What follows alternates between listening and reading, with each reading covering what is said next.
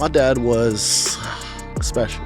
He was one of those people that everybody loved. I can remember when I was young in Jamaica, it felt like everybody knew my father. I don't know what it was. It was like we could be in our town where we lived and we could go to a whole nother town. It's like everybody knew him. It was like, hey, and it was just like, what, do you know everybody on this island? It was like one of those feelings. It was just like, like you're not even in Jamaica anymore. You landed in a different country and people are like, hey, what's up? And you're like, how many people do you know, Dad? Everybody loved him. Like he was just that type of person. Like me and him had a weird relationship, but it was just like everybody loved my dad. Hey guys, before we start, this is a quick reminder to check out Auxoro Premium, the best deal in premium podcasting. For $5 a month, you get bonus episodes spanning pop culture, love, science, politics, drugs, philosophy, sex, and more. You also gain access to the Unlicensed Therapy series, where I give my unexpert opinion on all things dating, sex, and relationships. Did I mention I'm unqualified? But it's also way cheaper than a real therapist, so you're welcome. On Auxoro Premium, you also get exclusive Ask Me Anything episodes, the ability to suggest topics for the podcast, and the entire back catalog of archived episodes. There's over 25 hours of premium content already posted, and it grows every month. Go to auxoro.supercast.com today. That's AUXORO.supercast.com to get all those benefits on Auxoro Premium for only $5 per month. auxoro.supercast.com to join the premium gang today. Now, on to the episode. We were talking about space before the podcast, and I wanted to ask you to start out, what do you feel like sparked your fascination with space? When did you first start becoming interested in things like space movies or space travel and learning about it? Well, I don't know if you know, but I grew up on the islands, and being from the islands, at night you can see the stars. You know, you look up and you're just like, wow, that's beautiful. Like, I wonder what's up there. You know, so I feel like that had something to do with my interest with space. As far as movies, and this is Jamaica, right? Yeah, beautiful place. Which we'll get into a lot of that stuff later. But you know, as far as space goes, I can't remember of any movies or TV shows. It was just like always that wonder of like what's out there. You know? What was the first book or first movie that you watched as a kid that you really remember hooking you into space, where you're like, okay, like I'll start exploring, you know, maybe I'll fuck around and buy a house on Mars when I'm older. What got you interested in it? Funniest thing. Funny you mentioned that, because it just brought back a funny memory. So my first year in this country, I had an aunt, let her rest in peace, Aunt Linda. R.I.P. So she was the first person to take me to see a movie, and it so happened to be Men in Black. Really? I didn't even think about it. So the first movie you ever saw was Men in Black. That was my first movie I went to the theaters to see. Dude, Will Smith kills it in that movie. That is awesome. He was, so that movie, that was one of the first movies I remember being legitimately scared of a scene when I was younger. And it was the scene where the alien is in the ditch. I knew it. And he's taking his skin off, and you finally you see him kill the farmer dude and then put the skin over, like he wears it like Hannibal. And that was the first time where, and I didn't see it in the theater because I don't think I was old enough to see rated R, PG-13, whatever it was at the time. My parents weren't cool enough to sneak me in, but I remember watching it with my brothers and thinking, like, having a vivid emotional flashback. I think that may have been the earliest thing that I can remember scaring me, that entered my nightmares. Like that scene. I'm sure other shit scared me in movies before that, but you know, there was that scene. There's the scene in what's the movie where the girl throws up and her head spins? The Exorcist. Exorcist. With that scene too. It's that for whatever reason is burned into my memory. Yeah. See, for me, my scary movies, Jeepers Creepers. I still don't like that. I've never actually seen it. I haven't seen Jeepers Creepers. I don't like it. I don't know why. It's like usually I laugh at scary movies, but that's one I'm just like, I don't know. It's something about it. I can't. Yeah. I don't like it. So you watch Men in Black. Yeah. What were you, like 13 something at that time? No, earlier. It was earlier. Yeah. I had to be like 10 or something like 10. That. Yeah. You know, but that was an awesome movie. Like thinking back on it, it was just like the memory alone. Like that was my aunt that like took me and embraced me, you know, and she took me places, you know, she was the first person to take me to Statue of Liberty, you know, first person to take me, you know, they had the riverboat, the Beast on the water. Yeah. She took me there, you know, around the Statue of Liberty, stuff like that. And it was just like an awesome memory. Dude, people forget how big of a superstar Will Smith was, because he's obviously still a really big superstar today. He's doing more serious roles in films, but Men in Black, I, Robot was after that. Independence Day before Men in Black. There was a time where he just being in a movie guaranteed to make $300 million or whatever it was. Like he was an insane superstar, and he made the Men in Black. He plays those roles very well. I must say, like when it comes to like Independence Day, he played that pretty well. You know, Men in Black, come on, hands down. You know, Will Smith is definitely the person to play those roles. So when you watch Men in Black and it got you thinking about space, was it from a extraterrestrial point of view where you were thinking about, are there aliens out there? People trying to communicate with us? Was it more fascination with traveling, the element of traveling, or what was it specifically that got you excited about it? I think it's that the element of travel is definitely something where it's like it piques my interest, and the idea of meeting other species, you know, that's something that I'm just like, I sit here, I'm like, I'm waiting for it. You know, I don't know why, but if I was in a situation with Will Smith where he had to do something to save me, even though all the skills are manufactured on screen for the movie or the film, I still like if I was sitting on a bench in Prospect Park in Brooklyn, and there was something that came down and landed in Prospect Park, and Will Smith was sitting next to me on the bench for some reason, I'm just chilling with Will Smith. I'm cool enough to do that in my imagination. I would look at him and be like, yo, like, you got this. Dude. Like you're gonna do something about this, right? Yeah, be like, yo, like I'm not doing shit, but like, yo, like I'm behind you. You got dude. this. And even though you like the basis of a movie is literally to make you seem like you can do things that you can't do for whatever reason, Will Smith just has that persona where I think if shit goes down, whether it's me stubbing my toe or aliens attacking our planet, I would turn to Will Smith. I would want him to be on the committee. Nah, Will's that guy, man. Yeah. Shout out to Will.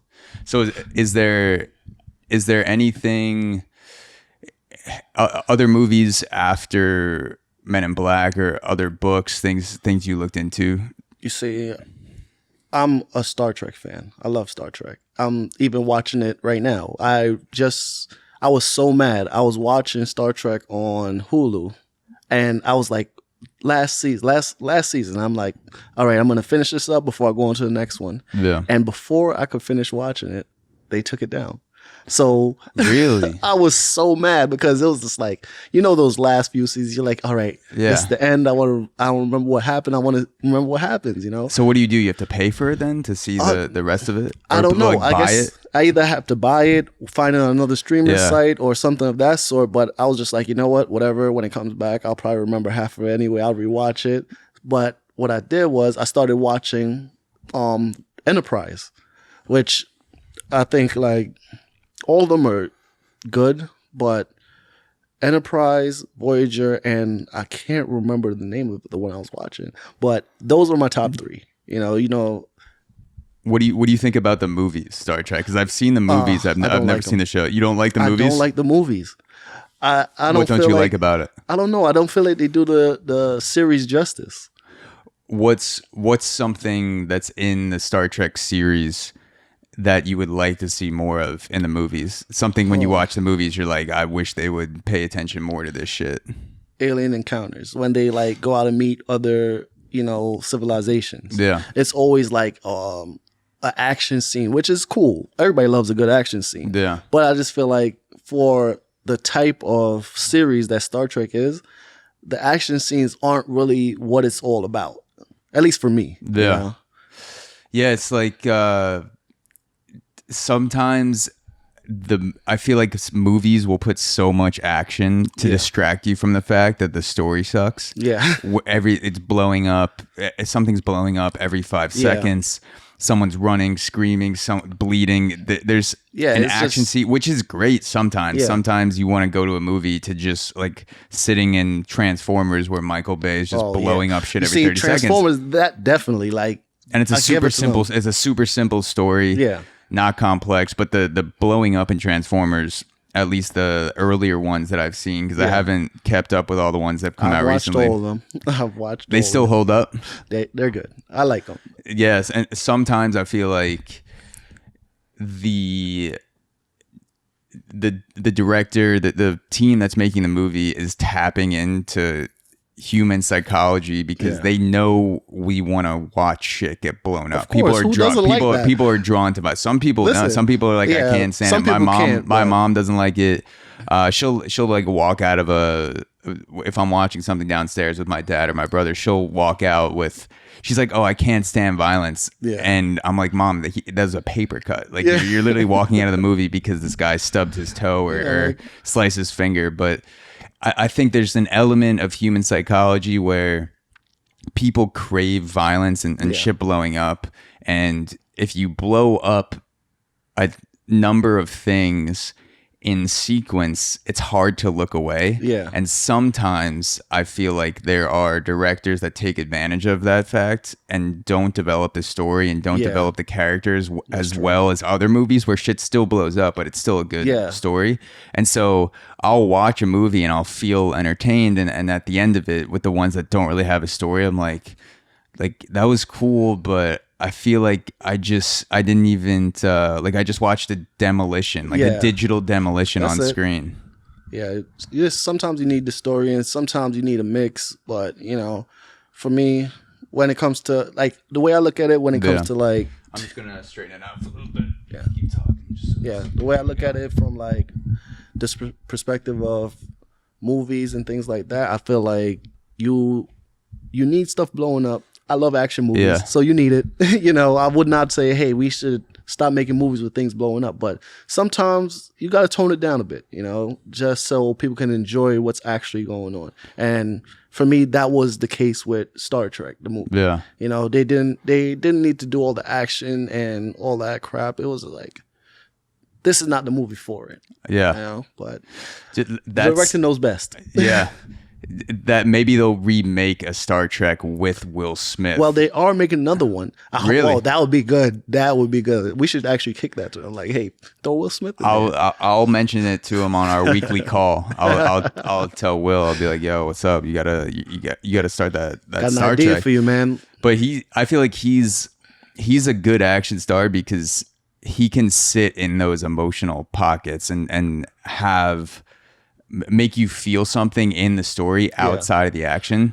And he's done so many roles with scripts that don't have any action, like 7 Pounds. 7 Pounds, dude. Yes. I was crying like a baby when I watched that movie. Oh man. Pursuit of Happiness is good too. He's got a really good. He can pump you up and make you feel like a badass. Yeah, make you feel like a badass, but then also look into the camera and channel that into an emotional moment where you still get pumped up. It's like, I feel like when I was watching 7 Pounds with Will Smith, I'm getting pumped up with sadness, and I'm like, what is happening? Like all these emotions like running through me, and now Will Smith is like pumping me up with like memories and feelings that are awkward, but I know he's such a badass person and then I'm crying and calling my mom and I'm like, I'm so sorry, and she's like, what are you apologizing for? And I'm like, I don't know, I just watched 7 Pounds, I gotta apologize for something. Yeah, like Sorry for being, that kid that messed everything up, you know? Yeah. Yeah. I'm just like, Mama, I'm so sorry. I'm the one that broke it. I didn't tell you. I didn't want you to get mad. Yeah, Mom, I'm so sorry. And she's like, what? You're 13 years old. You haven't done anything yet. So I wanted to get into how you grew up. And you mentioned to me before the podcast, and we had talked about this part of the podcast, and we should mention how, before we get into how you grew up, how our relationship started. And I live in a building at Court Street in Brooklyn where you work at. Yep. And how would you describe your job? Do you have an official title, or is it more like a utility, whatever they need you to do? Maintenance, yeah. I clean the place, take care of the place. And it's clean. It's clean. Thank you. It's cleaner than my apartment most of the time. But so yeah, we met. You work in maintenance in the building that I live at, and we've had conversations in passing about how you grew up. And I remember you had said to me that you were born in Jamaica. You're there for a short time, and then you moved to New York with your mom. Yes. What do you remember when you think about Jamaica? Is there any memory that stands out specifically, or any feelings? Food. I love food, as we can all tell. But the last thing I can remember about being in Jamaica, right before I came here, it was me and my sister, and my dad took us to the beach. And going to the beach, you can get street food, and we got fish and bami. It's a fish Jamaican, and bami. Bami, okay. Yeah, it's a Jamaican dish, but I remember that. That's like one of my core memories from Jamaica. Like, there's a lot of little things here and there, but that's one thing I just remember because it was like a moment with my dad, my sister. It was before we took this trip to, come to a new country. So, that stood out. What is bummy? Is it right? It sounds like a rice and fish thing. If I was gonna guess, it's cassava. It's like cassava. Yeah, it's made into like something like bread. Okay. Yeah. And it's delicious, man. I'll recommend, if you ever get a chance to go to Jamaica, you find a spot and get this. It's amazing. I would love to. I feel like I never... All my friends, I feel like, went to Jamaica when I was in elementary school and middle school, and you would know who went to Jamaica because they'd always come back with the beads and their hair tied. That was like the sign that you went to the Caribbean. Rite of passage. And that was the rite of passage. Like, did you go to Jamaica as an 11-year-old girl if you didn't get your hair braided with the beads and then with a sunburn coming back that's like peeling off your forehead? That was like the sign of... I went to the Caribbean on winter break. That was the rite of passage. But I would love to go. Yeah, you got to, man. Definitely should be on your list somewhere. So you when you think about the early years you had in Jamaica, you think a lot about food. Yeah.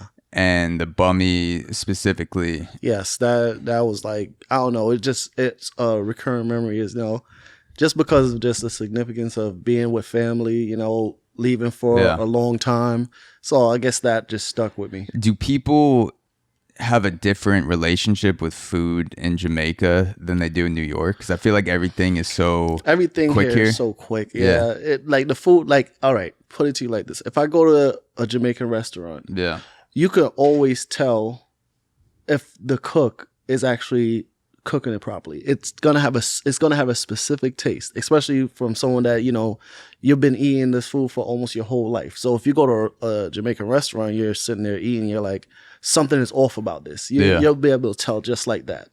So if you eat in a Jamaican restaurant here, you can tell instantly whether something's going on with the food. If the chef is bullshitting you, he's like, no, it's supposed to be like that. You're like, no, this is bad fish. Like, no, this is not how it's supposed to be. Yeah. Like, you could tell the seasonings, all that, I don't feel like you're going to get the exact same seasoning. Like, you could definitely get it, but it's just like, it's a difference. Yeah, there's a difference between a remix and a pile of garbage. A chef, someone might come to you and be like, yo, this is a remix of this dish. Like, this is a bummy remix. I don't want it. And you're like, nah, this shit is trash. Give me the official, don't give it to me at all. I feel that way with Italian food because my mom cooked a lot of Italian food when I was younger, and so chicken parm, eggplant parm, spaghetti, like olive salads, cheese. If something is wrong, and I don't have a good, I wouldn't say I have a good palate because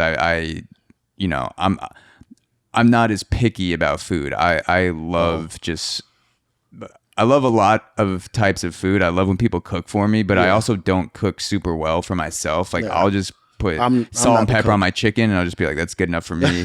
Throw some sriracha on it. But I'll notice if I go somewhere and I order a basic dish like a chicken parm and even if something's a little bit off about it, like something with the sauce or maybe the spaghetti is too hard, and like instantly my mind goes off because I've had that dish hundreds, maybe thousands of times. Tasting great. Yeah, tasting great. I've had a shitty chicken parm. I've had a perfect chicken parm. I've had everything in between. And so my mind is comparing the current chicken parm to the past ones. And if I'm like, if this isn't at least a 7 out of 10, then I don't know exactly what's wrong with it, but there's something that's wrong with it. You have that innate sense. Yeah. Well, listen, I don't know if you have tried Jamaican food, perhaps. I might have at some point. I didn't. I've never went to a Jamaican restaurant. I don't think I would remember that, but I might have had it in passing. Like if a friend gave me something, or I went down to. I've been down to the Caribbean a few times on vacation with my family. Went to Cuba, which is not Jamaican food, but if maybe someone was making Jamaican food there, I might have had it in passing. You never know. Jamaica's all over the place. Yeah. Is there anything else about Jamaica besides the food that it's something that you could tell is instantly off? Like you had it in Jamaica, and then if you have it here, it's like. There's something off about this person or, about this situation, like your Jamaican spidey senses, if that's a thing. I mean, I don't know. It's the way sometimes I feel like countries have different ways of interacting, like people just on a conversational level. So New York is very quick. Yeah. Interactions are sometimes cold. Like if you're from the Midwest or you're from somewhere out west in general, like California, and you're used to that laid back vibe with you go into a coffee shop and you have a 10-minute conversation with the person behind the counter, and you get to New York and the person says, where's your money? Here you go. Here's your coffee. Bye. Next person. You might think that that's cold because you haven't lived in New York. You haven't experienced that. Is there something like that with Jamaica where it's a normal thing in Jamaica, but it might not seem normal to someone else who hasn't lived there? I mean, a lot of people say Jamaicans are aggressive, but I don't feel like it's like something where you should feel offended or anything. It's just the way they are, So where you, how can I put this? Like aggressive, conversationally. It's just you could be having a regular conversation between two Jamaicans, and you might walk by and be like, oh, these guys are about to get at it. But it's just them having a conversation, So a lot of people would say, oh, well, Jamaicans are so aggressive, but it's not, I don't think that's the case, Like if you walked past a group of Jamaican guys, it might sound like they were about to scrap, get into a fight, but they could be talking about, what do you put into your coffee? Yeah, especially sports. Sports gets very heated, and you might think like, oh, well, these guys are so passionate about it. It's like it's about to go down. Let me step back, but they're just, it's two friends having a conversation. Yeah, it's. I think it's fascinating to hear the ways that different languages or different styles of speaking sound, especially when you're not used to that style. Because I in New York, at least, there's a lot of, yes, it can be cold and quick, but there's also a lot of fake appreciation that goes on in cities like New York, Chicago, LA, where people come up to you and they'll act like you're friends before you become friends with them. Yeah. And that's a big city thing. And if you go to other parts of the country, people might be more direct or straightforward, and they won't act like they're your best friend until you become an actual friend. Yeah. Is it like in that sense in Jamaica where people are more direct, straightforward? People won't pretend to like you as much if they don't like you. If they don't like you, you gonna know they don't like you. You know? Yeah, you'll know. But lovely people, man. Yeah. I don't think anybody could say, unless you're doing some real foolery, you're not gonna go to Jamaica and be like, oh, they just don't like me. Yeah. No. Lovely people, man. Like I just went back not too long ago to visit. Oh yeah, that's right. Yeah, my father passed, and actually it was 20 odd years before I had went back, so it was one of those things where you're going somewhere where it's familiar, but at the same time it's unfamiliar. Yeah, so damn, 20 years. So how old are you now? I'm 32.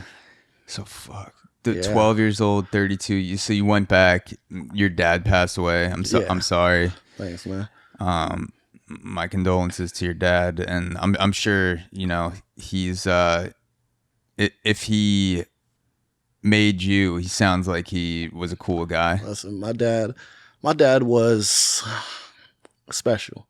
He was one of those people that everybody loved. Like I can remember when I was young in Jamaica, it felt like everybody knew my father. I don't know what it was. It was like we could be in our town where we lived and we could go to a whole nother town. It's like everybody knew him. It was like, hey, and it was just like, what, do you know everybody on this island? It was like one of those feelings. It was just like, like you're not even in Jamaica anymore. You land in a different country and people are like, hey, what's up? And you're like, how many people do you know, Dad? Everybody loved him. Like he was just that type of person. Like, me and him had a weird relationship, but it was just like everybody loved my dad. I didn't like, even at his funeral, like the way people spoke about him was just like, damn, like. Yeah, he popped up out of the casket. He's like, "Hey, what's up? Good to see you." But he had that bubbly type of personality. Not even. It was just like, all right. My dad was strict. At least for me, he was strict. And you would think that's the only side of your parent you'll know or something like that. But it was just like when you've seen him with other people, and he could be the same strict person, but he's getting a form of love from that person, for the way he is. So he was like, he's being himself, but it's like people just were attracted to him, So you think his authenticity was the root of why so many people liked him? I really think so. He wasn't like that fake it wasn't like he wasn't going to be like, oh, I'm nice to you, but I'm not going to be nice to you. He's like, you're going to get the same thing. You're going to get the same thing. You're going to get the same thing. And I guess everybody was just like, you know what? I could respect that.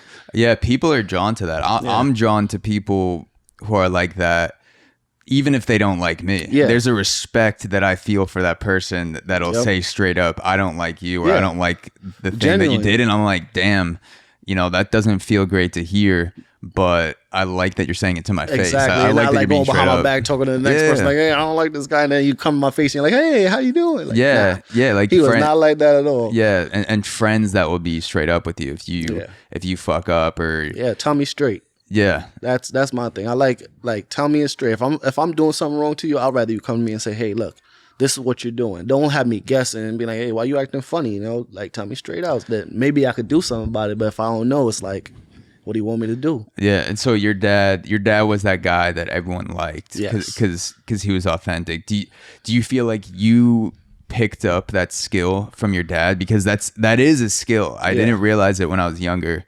But being authentic and being a likable person to the point where people want to come around you, that's something you can improve. And oftentimes you'll get a job because someone likes you, or you'll get more opportunities because people want to be around you. And if they present you with an opportunity, that means there's a higher chance that they get to be around you. Do you feel like you picked up that authenticity vibe, that likability from your dad? Man, I feel it. I see a lot of my dad in myself, and sometimes it's like, damn, I'm my parent. It's funny. Like everybody's like, oh, I'm nothing like my parents, but when you could turn around and say, damn, I see some of my parent in me. It's like, That's some strong shit. And you're a parent now. You said you have 2 daughters. Yep. Is there something that you thought you would never do as a father because your dad did it that you find yourself doing now, and you're like, damn, like I really am. Yelling. I'm my dad. Yelling. I hate yelling, and I find myself doing it all the time. And I'm just like, I used to hate this as a child, and now I turn around and I'm doing the same thing. And I can understand now, like my dad would yell at me because he cared, but as a kid, you're like always yelling. This is some BS, but yeah, you don't know the source. Exactly. When you're a kid. So see, now if my dad gets pissed at me, I have a little bit more context because me and my dad are both adults and professional and working, and we have a lot of the same problems, which is, paying for stuff. And I'm not a father yet, so I don't have the same worries that a dad will have, but I have context for his anger where he doesn't really yell as much now, just because I feel like when you're older, you get wiser, you tire out, you're like, oh, this is a waste of time. Yeah. And so, but on the rare moments he does get angry, I'll think about, maybe he had a bad day dealing with a lot of shit. He takes fencing classes now. So I'm like, maybe he got stabbed in the rib or something. He got taken out by some old man in fencing because he fences with a lot of veterans and older guys. But when I was younger, when your dad yells at you, you don't know the pressures of life. You don't know that your dad's yelling at you, and that was after spending 6 hours paying bills and worrying having about shitty meetings at work. So I feel like I hope when I'm a parent that I will be. I won't. I know I'm gonna yell. It's human nature. Happen. I'm gonna break. I'm gonna tell you right now. As much as you don't want to right now, you're going to. But you just have to, catch yourself sometimes. I'm not gonna say it's gonna happen all the time. Where you like reflect and say, "Damn, I probably shouldn't have yelled like that." But it's just good to catch yourself sometimes and understand. Like I used to be a kid too. Yeah. That's what I try to do. When you do catch yourself. Is there something that helps you catch yourself more? Because I'll catch myself sometimes being angry for no reason. I'll catch myself fuming, and it'll be 45 minutes that pass, and I'll think, this is getting to the point where this is throwing off my entire day, and I'll snap myself out of it. Is there something that helps you catch yourself more in those moments of anger? Not really, just the memories of, being yelled at as a kid. And I bring myself back and I'm like, I never liked it. To this day, I don't like when people yell at me. It's like, you don't want your kids feeling like, oh, you're just going to yell at me all the time. And the best thing that I find is my wife. She'll go and she'll explain things to them. Because when I was younger, it was just like, you're getting yelled at and that's the end of the story. But my wife, she'll sit down with them and explain to them, okay, this is why you got yelled at. It's like good cop, bad cop. Your dad does the yelling, and you do the yelling, and mom's like, this is like comes in after the fact, after you storm out of the room, and the mom's just like, well, kids, this is what happened. Your dad is behind on work, and this is why he is yelling at you. And it's like an Alexa. I give it to her 100% because she's much better than I am. I can't take any credit from her. But it's a lot of things where it's the difference in how you're raised. So she has a way of doing it. Sometimes I don't agree 100%, but for the most part, I'll give her credit. She's there. So. Did your parents split up? That's why your dad stayed in Jamaica, or what happened when you came with your mom to New York? I never really got the full story. It was never like they had a bad relationship, because at one point my father did come and stay with us for a little while, and it never seemed like it was any like animosity or anything like that. It was just, I felt like it was just a thing of, what, I could make a better life for our kids. I have this opportunity. Why wouldn't I take it? So I feel like it was more one of those things. And then after a while, I guess it was just like, hey, you know what? You're there. I'm here. Do your thing. Yeah. You know, so people liked him so much in Jamaica that they wouldn't let him leave. They were pulling him off the plane. One thing that, like, it sucks to say is, like, my dad was very much into church. You know, he actually was a deacon. You know, and is that a preacher similar to a preacher? Similar. It's like one of the people that's around the preacher. Okay, but you know, he was very much into church, and I think that's something that helped him a lot. But for me, it was a thing of like, damn, Dad, we gotta go to church all the time. Like, yeah, let's do something else, you know. But I feel like that helped him deal with everything, you know, not having your kids around, you know, being on your lonely. So he put his energy into the church, which, you know, everybody has their own thing, and that was his thing. And it seemed like he really enjoyed it, and the people around him enjoyed him. So, you know, I guess that was. So he was strict with bringing you to church and bringing your family to church. Was Sundays we're going to church. Was it fun? Do you because this is something I went to church in the town where I grew up, Plainview, New York, Plainview, Long Island. Very white Jewish neighborhood. Some Asians, like a lot of Koreans moved to Plainview, but mostly white and Jewish. Okay. And church was always boring to me. There's never an exciting moment of church.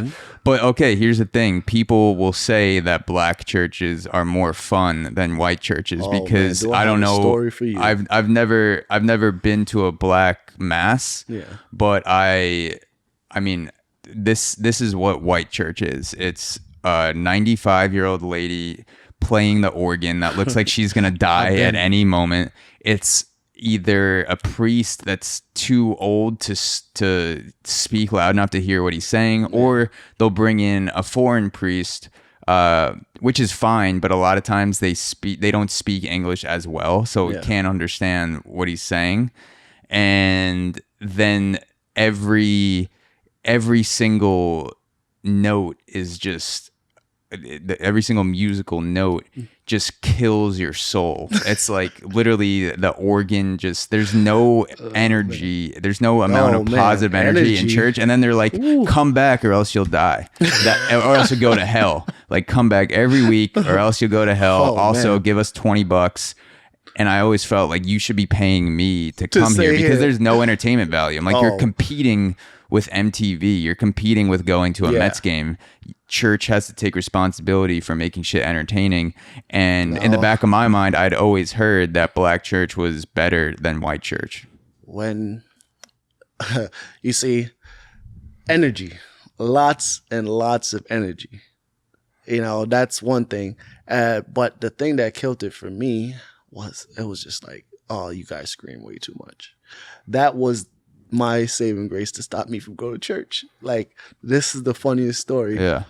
So when I left Jamaica and came here with my mom, she used to take us to church all the time.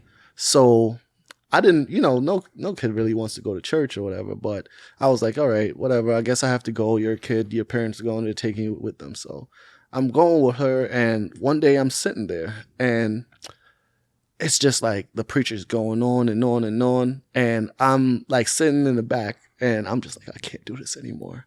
And I'm getting to the point where I'm just like, I need to leave. If I don't leave here, I'm going to flip out. So what was it? The dragging on of the... It was just the dragging on and the screaming. And it was just like... The responses in between, like screaming from the audience? No, the preacher. Oh, the he's preacher making a sermon, but he's like screaming at the like top. Yelling it at and you. And the speaker is right here. Oh, shit. So now you have to imagine, like, first of all, you don't want to be there. Second of all, you have this guy like just screaming at the top of his lungs over a microphone. So now I'm sitting there and I'm like, I can't do this anymore. So I go to my mother and I'm like, Ma, listen, if I don't leave out of here, I'm going to go up there and I'm going to punch that guy in his face. And after that day, my mom never asked me to go to church again. You know, it sucks, but it was just like, that's how I felt in the moment. And I went to her and I told her this and she said, all right, you know, you can go home. She let me go home. And after that, she never forced me to go. You know, it was a thing of, if you wanted to come with me, you could come with me, but I won't force you to go.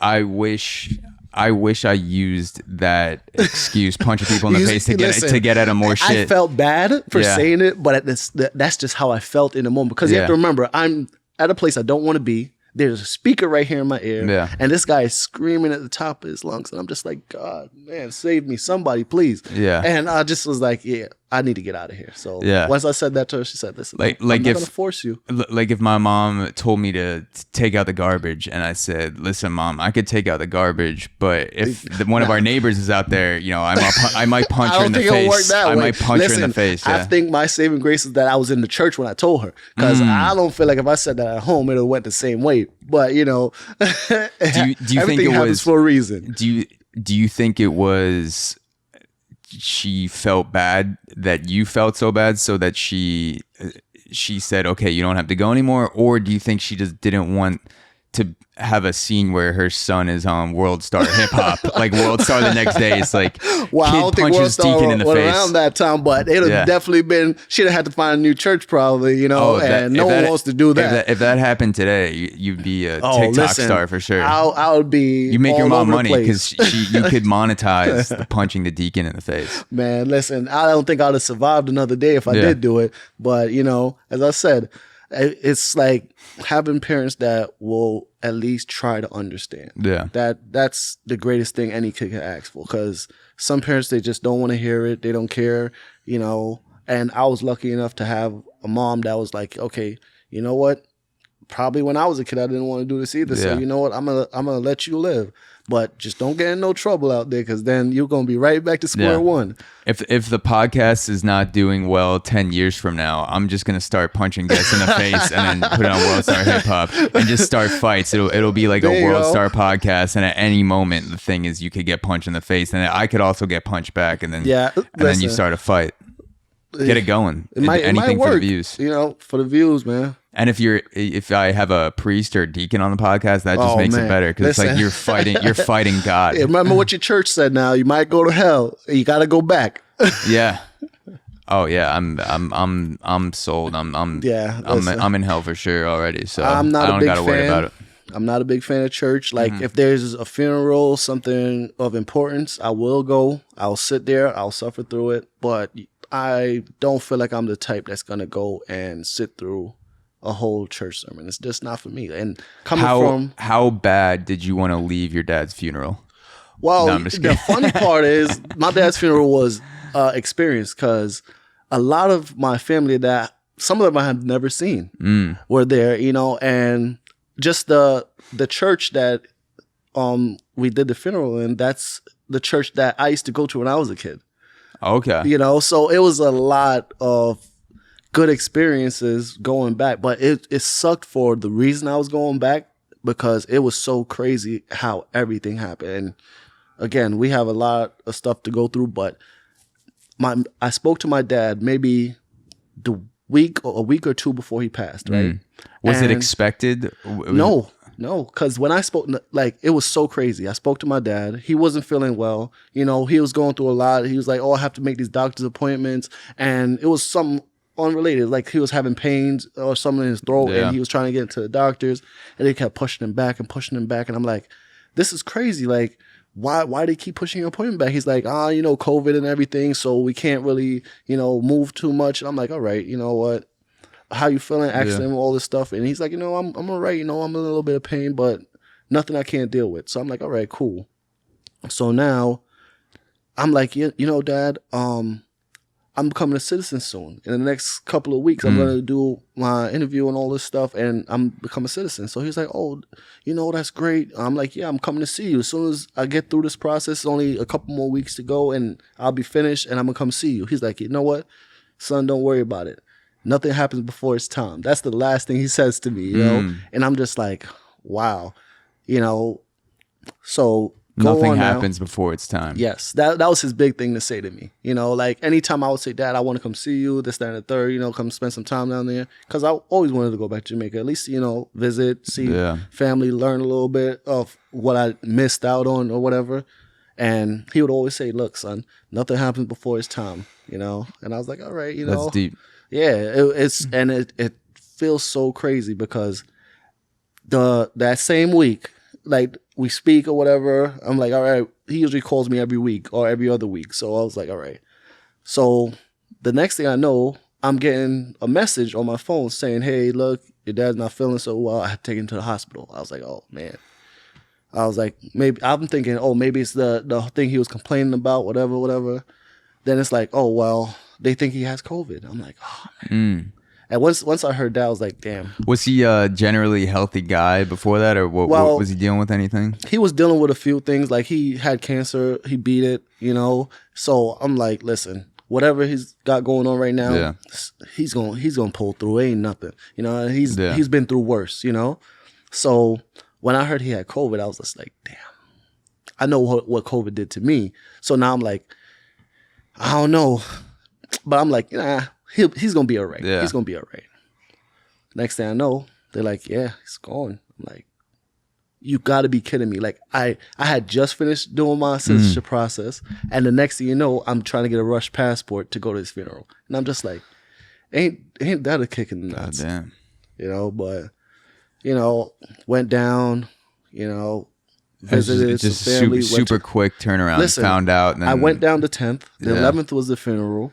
And then after that, it was just like being with my sisters, my nephew, my niece, and that was it, And next thing I knew, I had to come back, and I was like, damn, I wish I could spend more time, Was he able to talk to you at all in the days before he passed away, or was he just not able? He wasn't able to talk. Like, it was like all the communication was through one of my cousins because he couldn't do it himself, So it was just like, I just spoke to you like a week or two ago. Yeah. And now it's like, I'm getting ready to come to your funeral. Was it the breathing ultimately? Because I know a lot of people, they have a lot of trouble breathing with COVID, and you hear about the lungs all the time. Did they say exactly what part of the disease it was that got him? It happened so fast.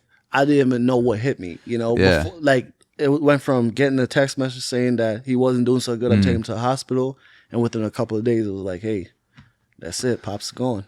Yeah. So shit. It was pretty quick. And as I said, it was like so crazy because it was just like, I just got my citizenship. And the next thing you know, within that week, I'm trying to get a rush passport. Yeah. And I'm just like, this is horrible. Like, the major milestone, and then it's just like, hey, everything comes with its price, my boy. Yeah. That's the feeling I got. Yeah, no, I can't imagine what it's like because both my parents are still alive. Yeah. And I hope that there's a buildup to my parents passing away, which is inevitable. So I'll have time where it's maybe something that takes a couple years.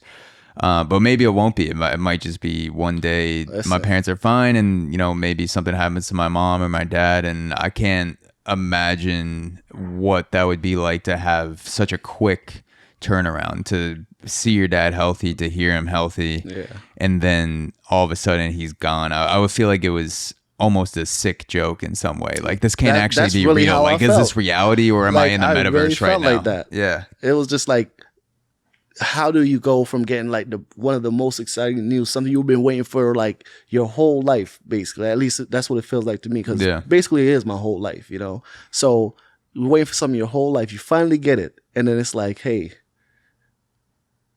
now you got that, but now you're going to lose this. Did that change the way that you think about what you're doing now, the way that you're living now? Because I know people say when someone passes away that they care about, or there's a death that's close to you, it makes you question your own existence and the way that you're doing things.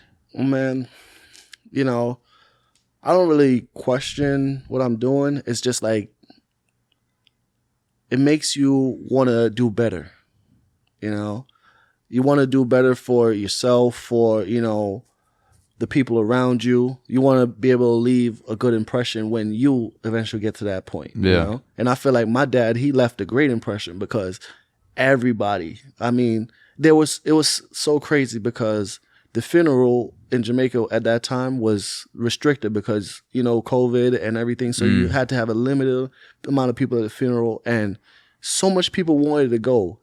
And it was just like, they can't. Like, they had guards at the gate of the cemetery to stop people from coming to the cemetery. Damn. It It was crazy. And it's outside, but people couldn't. No, it was like they don't want too much people at the church. They don't want too much people at the cemetery. So it was like everything was limited. But just I felt like everybody that went to church with my dad wanted to be there, you know. And it's just like that's just the ones that I knew of. Yeah, you know. I'm pretty sure there was a lot more people that wanted to be there for him that just couldn't. Oh yeah, because if he's that dude walking around the island that everyone loves, maybe people were abroad when your dad passed away, or they're in another restricted part of the island. Maybe they have someone they care about that's older and they don't go to a funeral because they don't want to bring back COVID. It was a lot going on. You know, it sucked for, you know, the timing of it, you know, the quickness, this all that. It was just like all balled up, and it's just like, this is not how you wanted it. Does it change the way, having the knowledge that your dad passed away from COVID, does it change the way that you think about the COVID conversation as a younger person? Because what you said you're in your how old? 32. Yeah. We're not that far apart. I'm 28 years old, so I'm getting up there. And I think about COVID a lot of times, you know, as a young, vigorous person from a very selfish perspective, especially because I'm not living with my parents, and so I'm like, fuck this, like, open back up. I want to go. I want to live my life. I want to do all the shit that I want to do right now. Yeah. And I don't think a lot about people that aren't in my situation, which is good in some ways, because you don't want to be constantly bogged down by other people's burdens if you don't have to have that burden yourself. I would hope that if a pandemic happened when I was older, I would be in a place where I wanted other people to live their lives, younger people in 20s and 30s. I wouldn't be this bitter old person. I was like, you fuck this. Like, everyone should stay inside. But like, I don't have someone that passed away from COVID that's close to me. So that doesn't really enter into my decision-making process that much, outside of thinking, you know, I don't want to get my parents sick. I don't want to get my relatives sick. All right. So for me, the whole COVID conversation is a total different thing for me.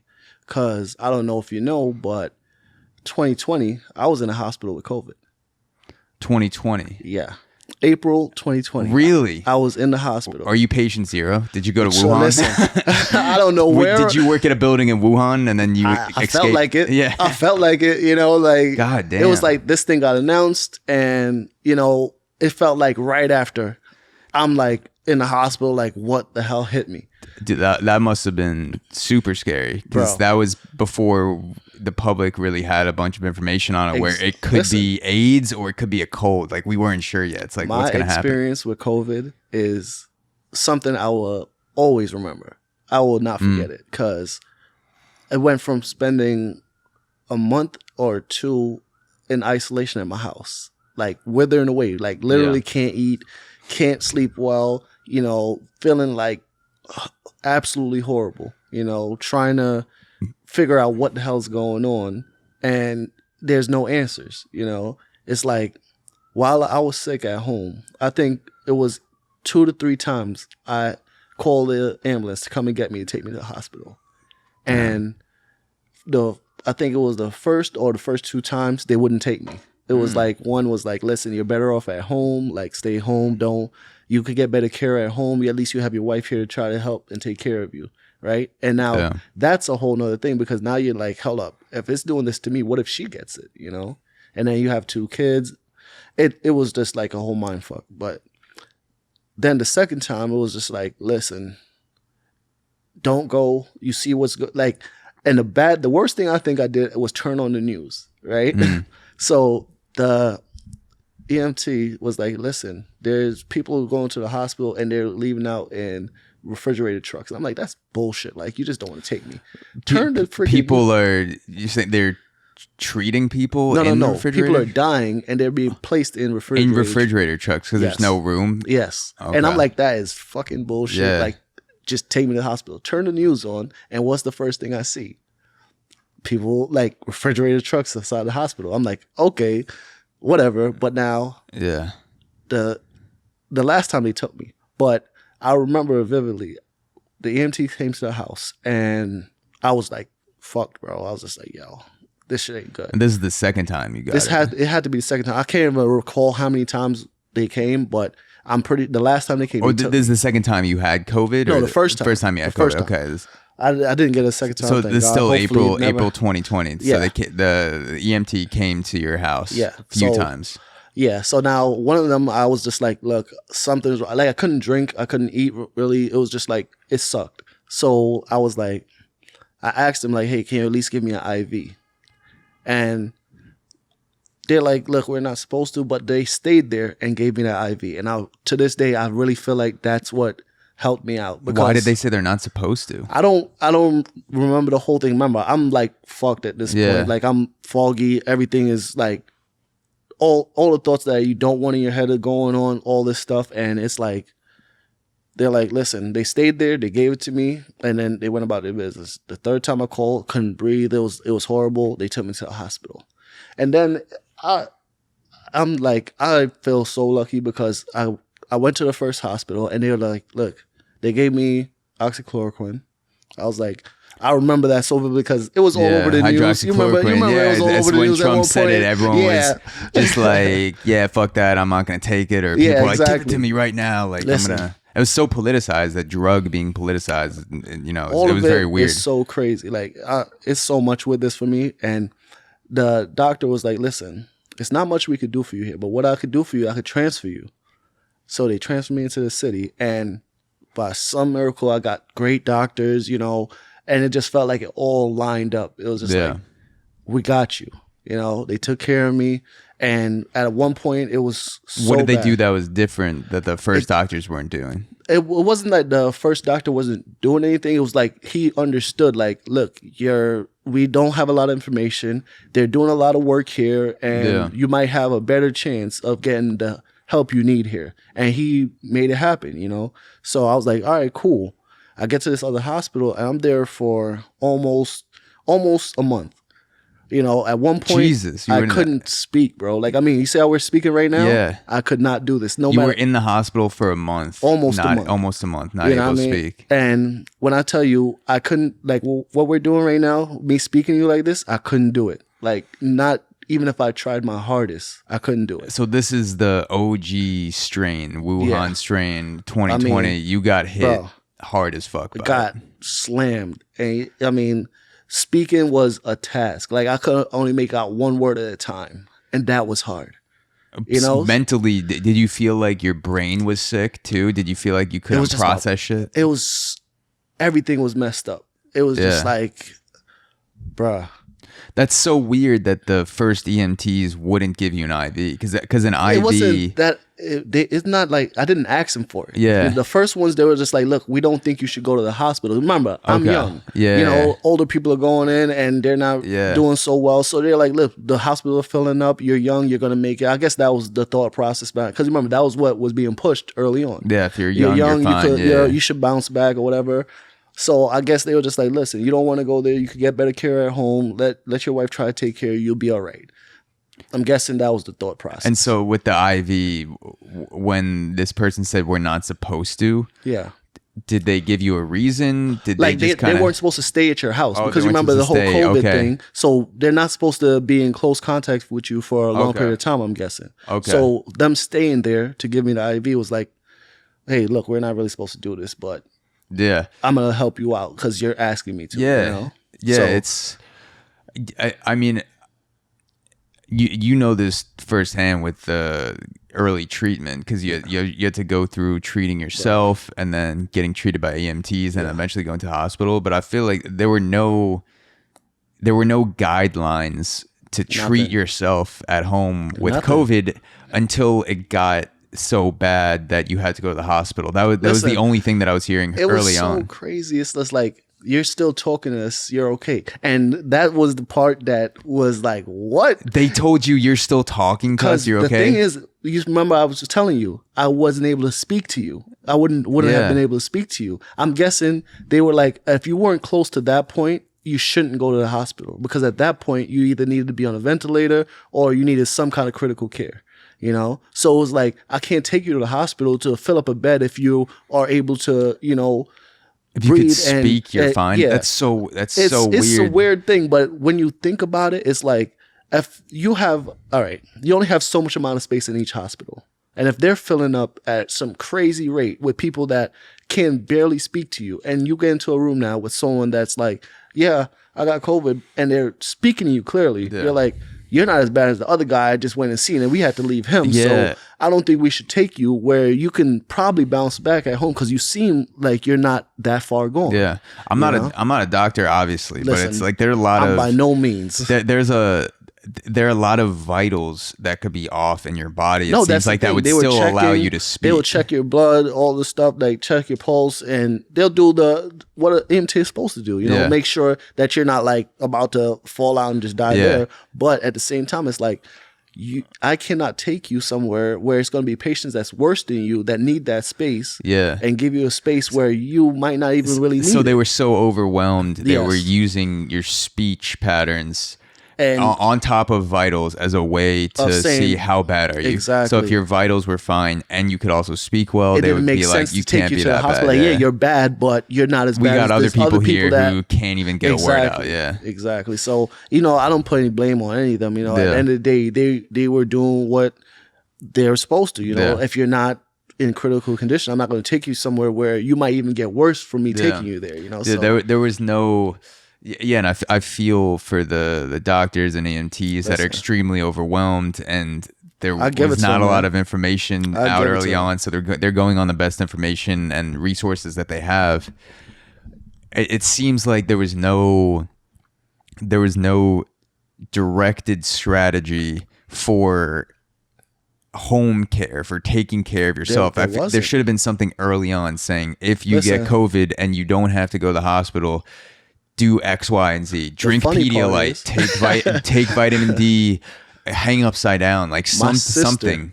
My sister was actually sending me like anything she could find, and you always have people that are gonna look out for you. You know, and I'm glad I have family, friends that look out for me. You know, even when I came out the hospital, my best friend, like he came to my house and he was like, look, I got you. I'm dropping this stuff off for you. Make sure you take it. I mean, he would call me like, yo, cause he had a glimpse of me in the hospital, and it was just like, I was bad, bro, you know? And when I came out, he came and he was like, look, this is for you, bro. Make sure you take this shit. He would call me like, yo, you taking that shit? Like, you know, so it's always good to have those type of people in your corner that's going to look out for you and make sure you're good and, you know, try to do the best for you. Yeah. You know, so I was glad to have my family. You know, my mom was calling me, making sure, you know, I'm doing all right. And it was just like having that network of people that, you know, cared about you. That helped a lot. I listened to a lot of doctors and virologists on Joe Rogan early on. That was where I was getting my information from. Dr. Peter Attia and other men and women on the podcast that had an expertise that had to do with COVID in some way. Yeah. And people would shit on Joe Rogan and say, well, you know, why you listening to a stand-up comedian to get your information? And I'm like, he's a great podcaster, but B, he's also one of the only people talking about early treatment and having people on the podcast to address early treatment. And I wanted to know, for my own family, for myself. Yeah, like what can I do? Other than just wait for this to get bad enough to go to the hospital and call a doctor, what can I tell my dad to do to prepare at home? What can I tell myself to do? What can I tell my friend to do if they get COVID? What information is there for early treatment? And there should have been something very early on from the Department of Health, from the president, whoever, saying, this is the best course of early treatment we have. So do this for yourself. And no one knew, but there were some early guidelines that weren't being communicated, like taking vitamin D and correlations with people that were vitamin D insufficient in the hospital. There were correlations with vitamin D and other things early on that you could have been taking. And again, I don't know this. It's an unexpert opinion, but there were people talking about this within their expertise, and it wasn't on, you know, CNN or New York Times. It was in the wild west of podcasting. This is what I got to say. When it comes to COVID, I try not to watch the news and listen to all this stuff because I had COVID. And when I sit down and listen to the news sometimes, it makes me question the virus. And I had it, you know, so I don't like to sit down and listen to the news when they talk about COVID. Like, I'm like, you know what, I want to switch the channel because I know it's real from personal experience. And if you can have me, that the person that had it, question if the thing is real, I don't want to even hear from you anymore. Yeah. You know, because it's crazy. Like all the information that's out there is like this person telling you this, that person telling you this. I lived it. So fuck what they're saying, I don't care. I know what can happen. Yeah, I've been down that road. You did the ultimate research by getting it yourself. So early on, not Omicron, not Delta. You got the OG Wuhan and I'm strain. Just like, look, whatever, I don't care what you do, everybody has their own choice, but be safe. That's all. That's the best I can tell you. Just try to be safe. You know, don't take stupid risks or whatever the case is. Just do what you feel is best for you. Just, you know. Do you have lasting symptoms from it? What people call long COVID? I still can't smell shit. Really? Bruh. I can't smell. What about taste? Taste is because that's tied to smell. Yeah, it's all right, but it's like when it comes to smell, I can like every now and then I'll get a whiff of something and I'll remember like, okay, that's what it's supposed to smell like. But for the most part, my smell is gone. Because I was gonna say I've been farting up a storm, so I'm surprised that you haven't smelled it yet. It's rancid. The funniest thing, if someone goes in the bathroom and takes a mean crap, I can't tell the difference between that crap and someone that just went in there and just dropped a regular deuce. It's like the same smell. So it's just like, yeah. I mean, and sometimes, you know, it's a good thing. Like I enjoy being able to smell my own shits. If you could like tell, like, hey, that's bad. Like, like you enjoy your own scent. I walk into the bathroom, I take a shit, and I walk back in 10 minutes later, and it still smells. I'm like, the smell of shit is not good, but I like my smell of shit. You don't want to be sniffing someone else's shit, but you're like okay, my brand is good. So it would be tough to not be able to smell my own shit. It's hard sometimes. Like I used to smoke weed a lot. Like I'm so mad because after the whole COVID thing, like I used to be able to smell weed, like, oh, that might be some good weed. Now it's like it all smells like the same to me. It's like I could tell if it's burning. I could tell if someone's smoking some weed, but it's just so like, you could get more easily ripped off now by your dealer like, because they could just be like, oh yeah, this is good shit, and they can put it right up to my nose, and I'll be like, okay, it just smells like the shit I had last week, so I guess so. Yeah, and then you get home and it's like, this is garbage. If you're a weed dealer now with COVID, you know, you have people that aren't able to smoke because of COVID, but then that balances out because now you can rip people off more easily because they can't smell, so you're getting your profits back. And it's so funny, like a lot of people that had COVID, they're like, yeah, I got my smell back, I'm good. And I'm just like, listen, I've been seeing a bunch of doctors because now I have a clotting issue, which I never had before. Clotting? Yeah, like I get blood clots and stuff like that, so now I'm taking... That's serious, though. Bruh, listen, I've already been to the hospital twice because of clots. I had... pulmonary embolism twice. So, you know, it's like now I have to be taking pills. I hate freaking pills. I absolutely hate pills. But now I got to take them every day. You know, went from being perfectly fine, like I'm good, you know what I mean, to now like it's like, well, you might not want to start working out just yet until we know what's going on. And the clotting started after COVID. And I've been to hematologists. I've been all over the place, you know, and they're like, listen, it's not your genetics, so it definitely had to stem from COVID, you know, so it's crazy. That's so fucked. It's scary, and, you know, sometimes, you know, my wife, she worries a lot about me because she's like, listen, you already been to the hospital twice already since you've been out, like, make sure she's like on top of me, like, it's funny, I don't know what time it is. Okay, it's still early, but she set 2 alarms on my phone to make sure I take my pills. Okay. And she laughs every time it goes off. But, you know, she did it because she cares and she doesn't want me missing them and end up in the hospital or something. So she's like, look, take your pills. You know, she'll set them up for me and all that stuff. So, you know. Yeah. Did you feel like an explorer when you got COVID before most people got it? Because I would feel like a guinea pig. You felt like a guinea pig? I felt like a guinea pig. Once you got through it, you didn't feel like, oh, I've been to new territory that other people haven't been to? Listen, I felt like I went somewhere I never wanted to ever go back to. It's like never again. Like, yeah, I'm all for exploring. Like a biological explorer. Yeah, I'm like, yeah, I'm all for the exploring and all, but that's something I will leave for the people that actually want to do it. Like, I don't want to do it. Like, I'm good. Yeah. So, yeah, it's like that must have been scary as shit, because I'm guessing I got the Omicron strain because I got it in December of 2021 at the end of this past year, and it wasn't that bad. It was I was sick for maybe a day. I couldn't smell for a few hours. I remember I wasn't able to smell, and I thought that was a big deal. In my mind, I thought, oh shit, this is it. I'm never going to smell again. And even that small window of experience, the anxiety from that of possibly not getting my smell and taste back made me go into a little bit of a spiral. So I can't imagine what it's like to not have a sense. You literally lose a sense. Yeah, like I'm hoping it comes back. Did you do smell training? I looked up smell training when I was freaking out to see. You basically smell strong shit just to see if it'll come back. I don't know if there's anything stronger than weed. Like, weed is very strong. Like, you could smell it from a block away. Yeah. And, like, I could get whiffs of the scent. Like, I won't get the full, like, I won't be able to sniff something, but like, okay, I'm getting that full smell, but I'll get a little whiff of it, like what it's supposed to be. And then it's gone, Well, hopefully I'm sure it'll come back, and hopefully there's a point in the future where you take a shit and you walk out of the bathroom and 10 minutes later you come back and you think, it's coming back. I smell that shit. Literally, I smell the shit. Sometimes I say, you know what? It's a blessing and a curse. Okay. Because there's sometimes you just don't want to smell shit, but it's one of those things like you miss being able to smell things for what they really are. Yeah. I'm gonna take a piss real quick. You were saying that your COVID story is actually much crazier. Like that there were other crazy elements to it. Listen.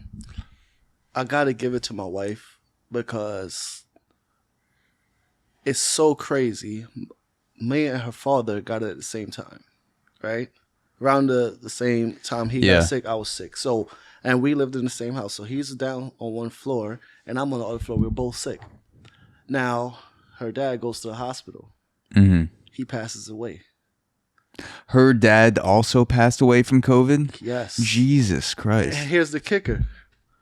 Within about a week, I'm in a hospital. So now, imagine where her head is at. Like, my dad just passed from this, and now my husband's in the hospital with the same thing. If I were you, I would think that COVID was an assassin coming for my family. It tried to take us all out, man. And it's scary because it's like, you don't want to try to restrict everybody from moving, but when it's like, listen, all these people around us is dying from this thing, and I just like dodged a bullet by this much. Like, hey, look, maybe we don't have people coming around for a while. At one point I was like terrified. Like, I don't want nobody coming to the house. Like, keep the kids indoors. Like, hide your wife, hide your kids. But, but I had to learn how to let go a little bit. It still sucks because with everything going on, they're like, oh, go over this, go over that, get vaccinated, which I got my vaccination because I was like, listen, I'm not doing that again. I don't think I could do it again. So, I went and got vaccinated, and a lot of people are like, oh, get vaccinated. Oh, they're putting stuff in. I'm like, listen, I don't give a fuck what they put in. As long as I don't get that shit. Yeah, it's like, if it's going to keep me alive, we're all going to get chips in our brain eventually. Listen, bro, so if they're hiding a chip in there. Hide a chip? Like, I got one on my wrist. Dude, I know I have one in my pocket. I actually I saw this meme today where there was a person in the meme, two situations. Yeah. So the first one was a needle, someone getting the vaccine, and the person was angry at the vaccine, saying, "Don't put a chip in me. I'm not going to get the vaccine because there's gonna be information. There's going to be something taking over my brain from the vaccine." And then there's another guy underneath where Elon Musk says, I'm going to put a chip in your brain with Neuralink. And the guy's like, okay, that's cool. And it's like, I feel like because it's weird how that changes your perception when Elon Musk will get on a podcast and be like, I'm building a company around putting chips in people's brains. And people are like, amazing, like bravo. And I hope it's great. I hope it's a great thing. Too. You know, with everything new, there's the potential to go good and go bad. You know, there's always two routes, you know, so I'm hoping it takes the good route and it's a great step for humanity. But, you know, with everything good, there's always a possibility of bad.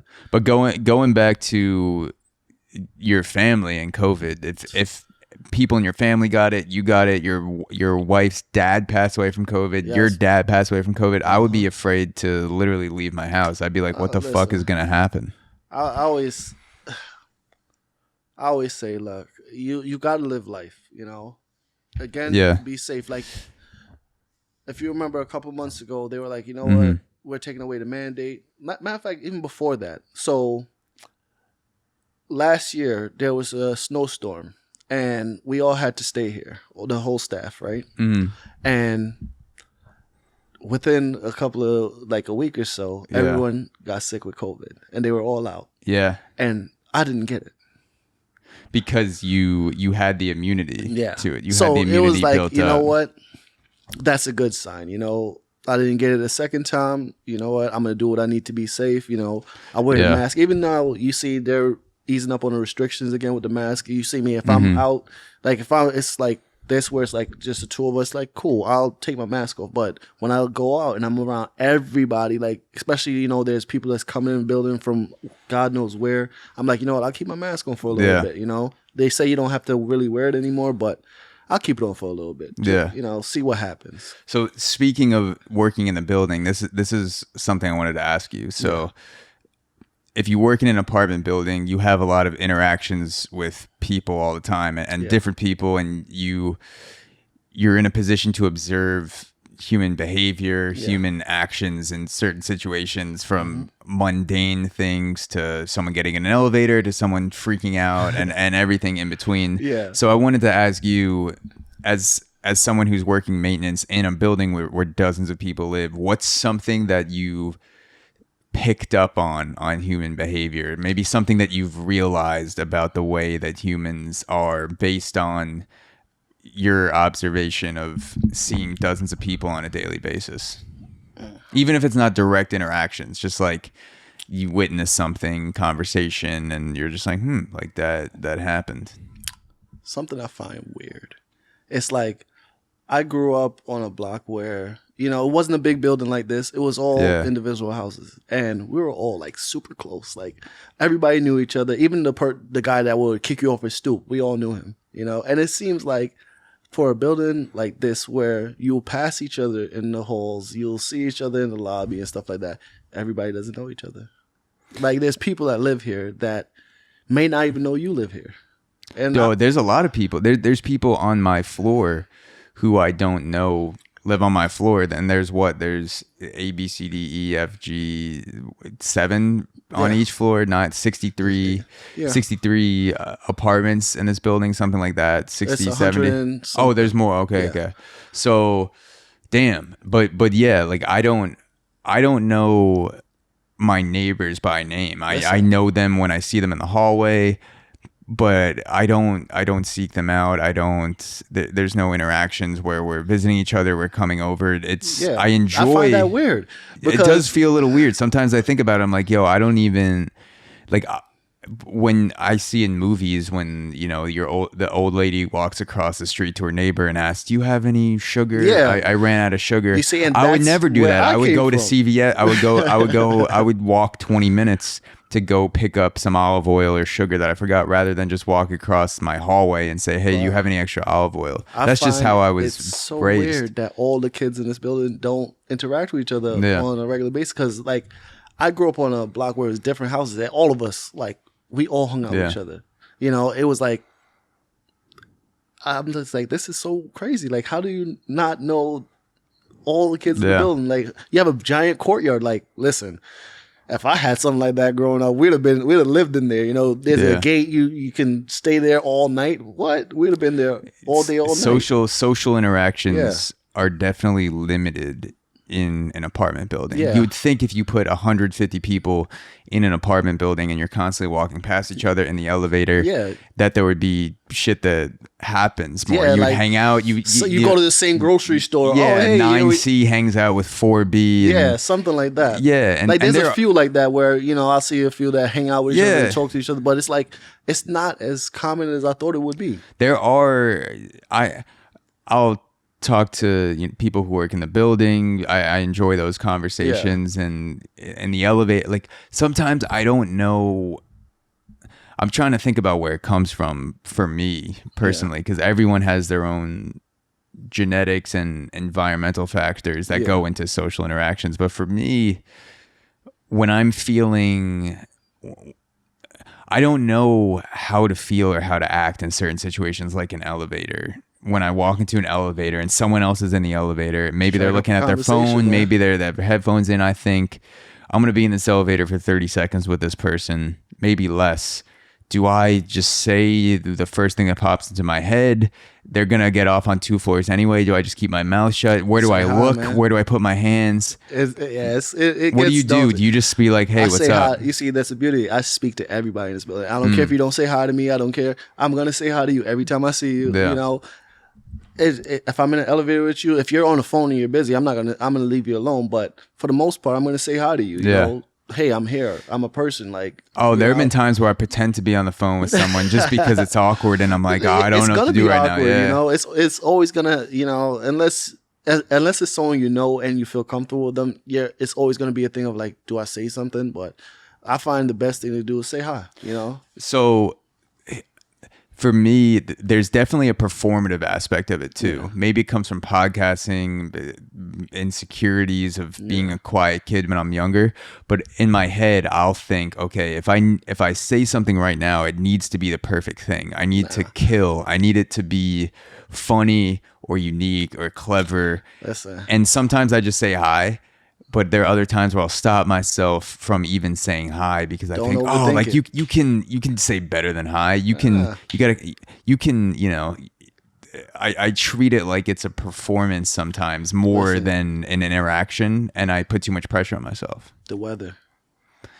Always a thing. Listen, always a thing. But don't you hate that though? Don't you? If a conversation comes to weather, don't you? If you can't think about anything, the weather is always a thing. Everybody loves the same thing you're thinking is the same thing the other person's thinking more. Sometimes, but other times you may be on a completely different page, which is fine. Yeah, and then just the notion of you reaching out might open them up to say something to you after if you just always don't say anything and you're overthinking it all the time, you end up never saying anything, and then they're gonna be like, hey, it's the guy that never says anything to me when we get in the elevator together. To me, talking about the weather is a signal that I've made the interaction boring in some way, that I haven't done my job, because that I like to stop myself before I get to the weather, or I'd like to bring anything else up except the weather, because if I'm maybe you find the weather genuinely interesting, but if I'm being honest with myself, the weather is like the last resort before I drive off the conversational cliff. Before I'm just like, think about it. I'm falling. The conversation's already done, and I'm like grasping at the weather. I'm like, oh, it's cold out today, and I'm just like, I'm not saying it like that, but think about it. For the last day or two, right? Mm-hmm. We were in like 20-degree weather, and it jumped up to 60 today. Hey, aren't you happy that it's not as cold yesterday as yesterday? Okay, something like that. That's interesting. I'm not saying oh, well, hey, it's sunny outside. Oh, it's 90 degrees. No, that's what I'm thinking. I'll be like, get out of my face. But, like something like that, is cool. Like, oh, it feels better today than it was yesterday, Something like that. I'm not saying like talk about, do you like how the clouds look? Like, see, I would find that more interesting. How the clouds look. I'd be like, I wasn't thinking about the shape of the clouds. No one's asked me that before. Like, I don't know. I talk to almost everybody here, so it's like after you talk to people for a while, because sometimes I sit at the desk, so It might be, oh, you know what? Hey, I have a package for you. You know, next time they see me, it might be, hey, how you doing today? Yeah. Oh, I'm doing good. You know, how are you? Something like that. You know, just that small, because this is New York. No one wants to sit down and actually hear about how you're doing. You know, like sometimes. But you walk into the store, right? There's a bunch of people in the store, and someone says to you, hey, how you doing? Your immediate response is, I'm okay. How are you? Yeah. You know. And it's not like I'm going to sit there and have a conversation, tell you like, you know, I'm having a rough day today. You know, most people don't really care, you know, but they're being nice to, you know, extend that to you. It's the New York thing, I guess. I've been doing this. I've been trying to stop myself from asking, how are you or how are you doing, unless I actually give a shit. So I'll just say hi. Well, that's good to do. I'll say hi, and then they'll say hi, how are you? And I'll answer, of course, but I'll try to stop myself. Like, I just bought more whiskey, and so I walked into the store and I said hi, and she said hi, and that was it.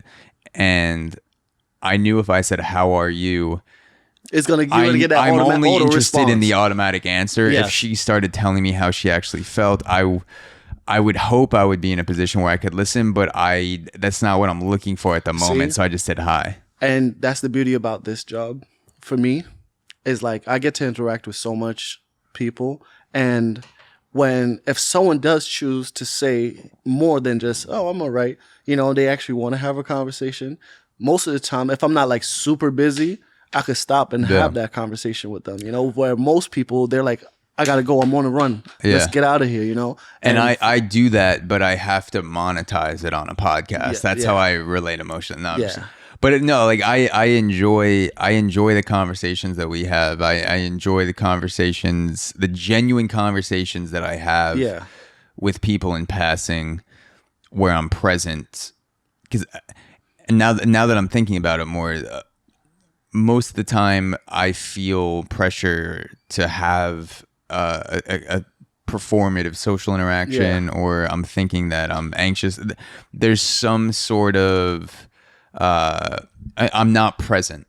Yeah, I feel like I'm thinking about what I should be doing, or I'm thinking about the next problem I'm trying to solve. But when I am present in the elevator or downstairs, I can genuinely drop into a 5, 10, 15-minute conversation sometimes, and that feels great to be able to do that in the middle of a day. It's like a meditation almost. It's like a break from your day. Take a break from the Yes, definitely. You know. So I wanted to ask you, is there, I've had conversations with, you know, the guys that work downstairs, anyone who works in the building, about weird experiences or things that they've witnessed that stand out to them since they've been working here. Is there something that stands out to you where you're like, I can't believe that interaction happened, or I can't believe I saw someone do that in the building? Like something that comes to mind.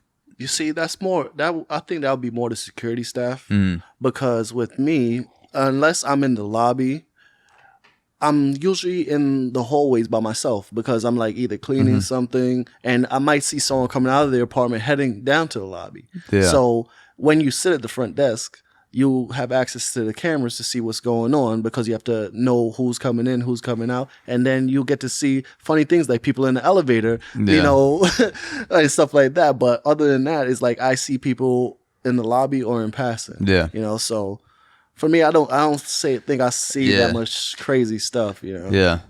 Something we talked about before the podcast is getting into your citizenship, which is, I'm sure reading about citizenship is a very boring process, but I'm genuinely interested in what it's like to become a citizen of this country, because I was born here, so I never actually had to go through the process. What was it like becoming a citizen of the United States? Like all the shit that goes along with it, things that stand out. Like what is the actual process like? Because I don't think I could be a citizen of my own country just based on the knowledge that you have to do, and I feel like I get fed up with the paperwork immediately and just be like, fuck this. See, for me, it's been a long process, you know, because remember, I came here when I was 8, 9 years old, and from there up until now, it's been a journey, you know. So where for you're thinking about it from a short-term perspective. But now when you're going through for your whole life and you're taking these steps to be able to get this end goal, you know, it could be a long, drawn-out process. It isn't like I've been here 20 odd years, and I just got my citizenship last year. You know, how long did that process take? When did you start it? So, all right, I think during Obama era they came out with DACA. That was like that's the Dreamer. Yes, Dream Act. Dream Act. Okay. Yes. So if you came here with your parents, that no, I came here as a child. Okay. So my mom wasn't a citizen when I came here. So it's like, okay, you came here with your parents, but it's not your fault because you have no say. You go where your parents go. You know, so they enacted this so that you can have some kind of access to a regular life. Okay. You know, it's not full access where it's like, hey, here you go. You're now a citizen. But it's like, hey, here you go. You can go and get a job. You could provide for yourself, you know. Not saying you have free reign. You could go out there and do whatever the hell you want and mess your life up, because that's comes with a whole nother punishment. It's not just, oh, you go to jail. It's, oh, well, now you go to jail, you go to a country you don't understand. You didn't grow up in, you know? So I got that, you know, I was on that for a while. Me and my wife got married, and it's funny because we were married for a while before she filed for me, you know? So she filed for me. I finally got my green card. And was she a citizen here already? Yeah, my wife's a citizen. Okay. So, you know, I felt like ICE asking that question. I'm like, I just want to make sure everyone's here. Everyone here's like, show me your papers. Yeah. No, but she filed for me, you know, and I had my green card for a while, and then, you know, we finally made the decision to get my citizenship, you know. So I was lucky because I didn't have to pay for a lawyer because I'm in the union, and the union actually helps you through the process. Okay. Which is one thing I'm thankful for. You know, I'm like, a lot of people don't have that option. They have to do it all on their own, but we have services in our union to help you through the process. So they got me a lawyer. We filed the papers. You know, it's wait, and everything's wait. And for me, I'm like, it's a wait, but it's not as long as a wait if I did it a different way, you know? Yeah.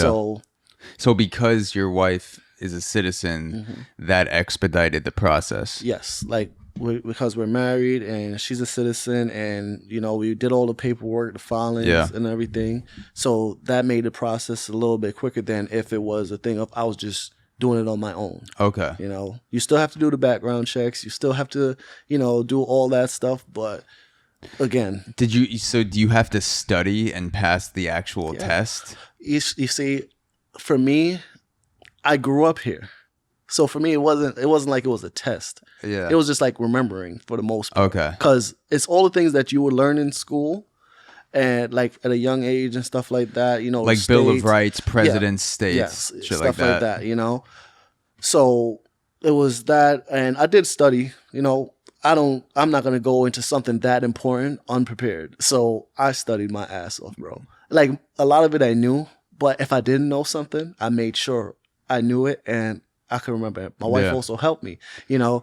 She was like, hey, you want me to ask you questions? Like, she'll throw random stuff out there, like, because it's random. It's not like it's going to be like, oh, here's 50 questions. You give me the answers to these 50 questions. Like, someone she's sit like, down you want another plate of pasta? Who was the second governor of Arkansas well, ever? I don't think they ask stuff like that. They ask like, okay, oh, man, I just went through this, and it's like fresh on the top of my head, but it's like, second president of the United States, John Adams. I remember that. What fruit does Florida look like? What fruit? Banana.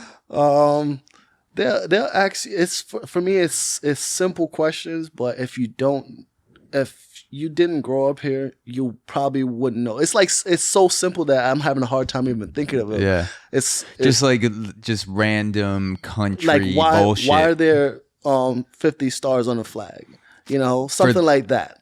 And they'll ask you because George Washington was 50 when he took that picture with the apple. Okay. When he took the picture with the apple tree, George Washington. That's the reason why. Yeah, they'll ask you little questions like that. They'll ask you like, wow, I can't believe like it's I'm gonna send this video to ICE so they can see that you haven't been studying. You forgot everything, which I also forgot. I could go outside right now and pull up these questions and ask about 5 people the same questions. And then some of them might get it, but a lot of people are just like something they wouldn't even think to know. Like, why do I need to know that? I mean, I feel like I would get a C on my own country's citizenship test. I hope I would pass, but I'd be like, I'm scraping by as a knowledgeable citizen. You learned all of it in school. Yeah, like a lot of people don't pay attention that much in school, which whatever. But it's a lot of stuff that's just like common knowledge to you. Yeah. When Independence Day, you know when that is. Like that's common knowledge to you. You know? But someone that didn't grow up here, July 4th, baby, hot dogs, fireworks. Exactly. You see, you know it. Yeah. So it's like right now, if you ran down the question list, I'm pretty sure you'll get a decent amount of them. I feel like I have faith. Was there anything that stood out beyond what you were expecting with the citizenship test? Like something that was so strange or bullshit where you're like, why do I need to do this to be a citizen of the country? So, like we were just like, what is the point of this? You see, for me, when I sat down with the interviewer, they interview you first. Okay. There's someone sitting in front of you that's asking you these questions, and I felt like it was going to be this hardcore, like, what is this? Like just straight, but it was like a regular conversation. Like I was having a conversation with this person and I did not expect that. I expected to be like getting grilled. Yeah. And I was just like they were recording a podcast. Yeah. Making content out of it. Yeah, but it was just like, it was like a smooth flowing conversation. Like they were asking me questions, I was answering them. I was like, okay. And then like me and this person had a little small conversation. And I was just like surprised. Because I was expecting to get like hardcore grilled. And I was just like, oh, you're actually a person. Yeah. You're actually speaking to me. So that was it was a cool experience. It was like, I don't want to do it again. But what did it feel like when you finally, what did they do? Man. They stamp it, they give you a passport. What's the symbol of becoming a citizen? You get a certificate with your name on it. Okay. So it's like winning the spelling bee.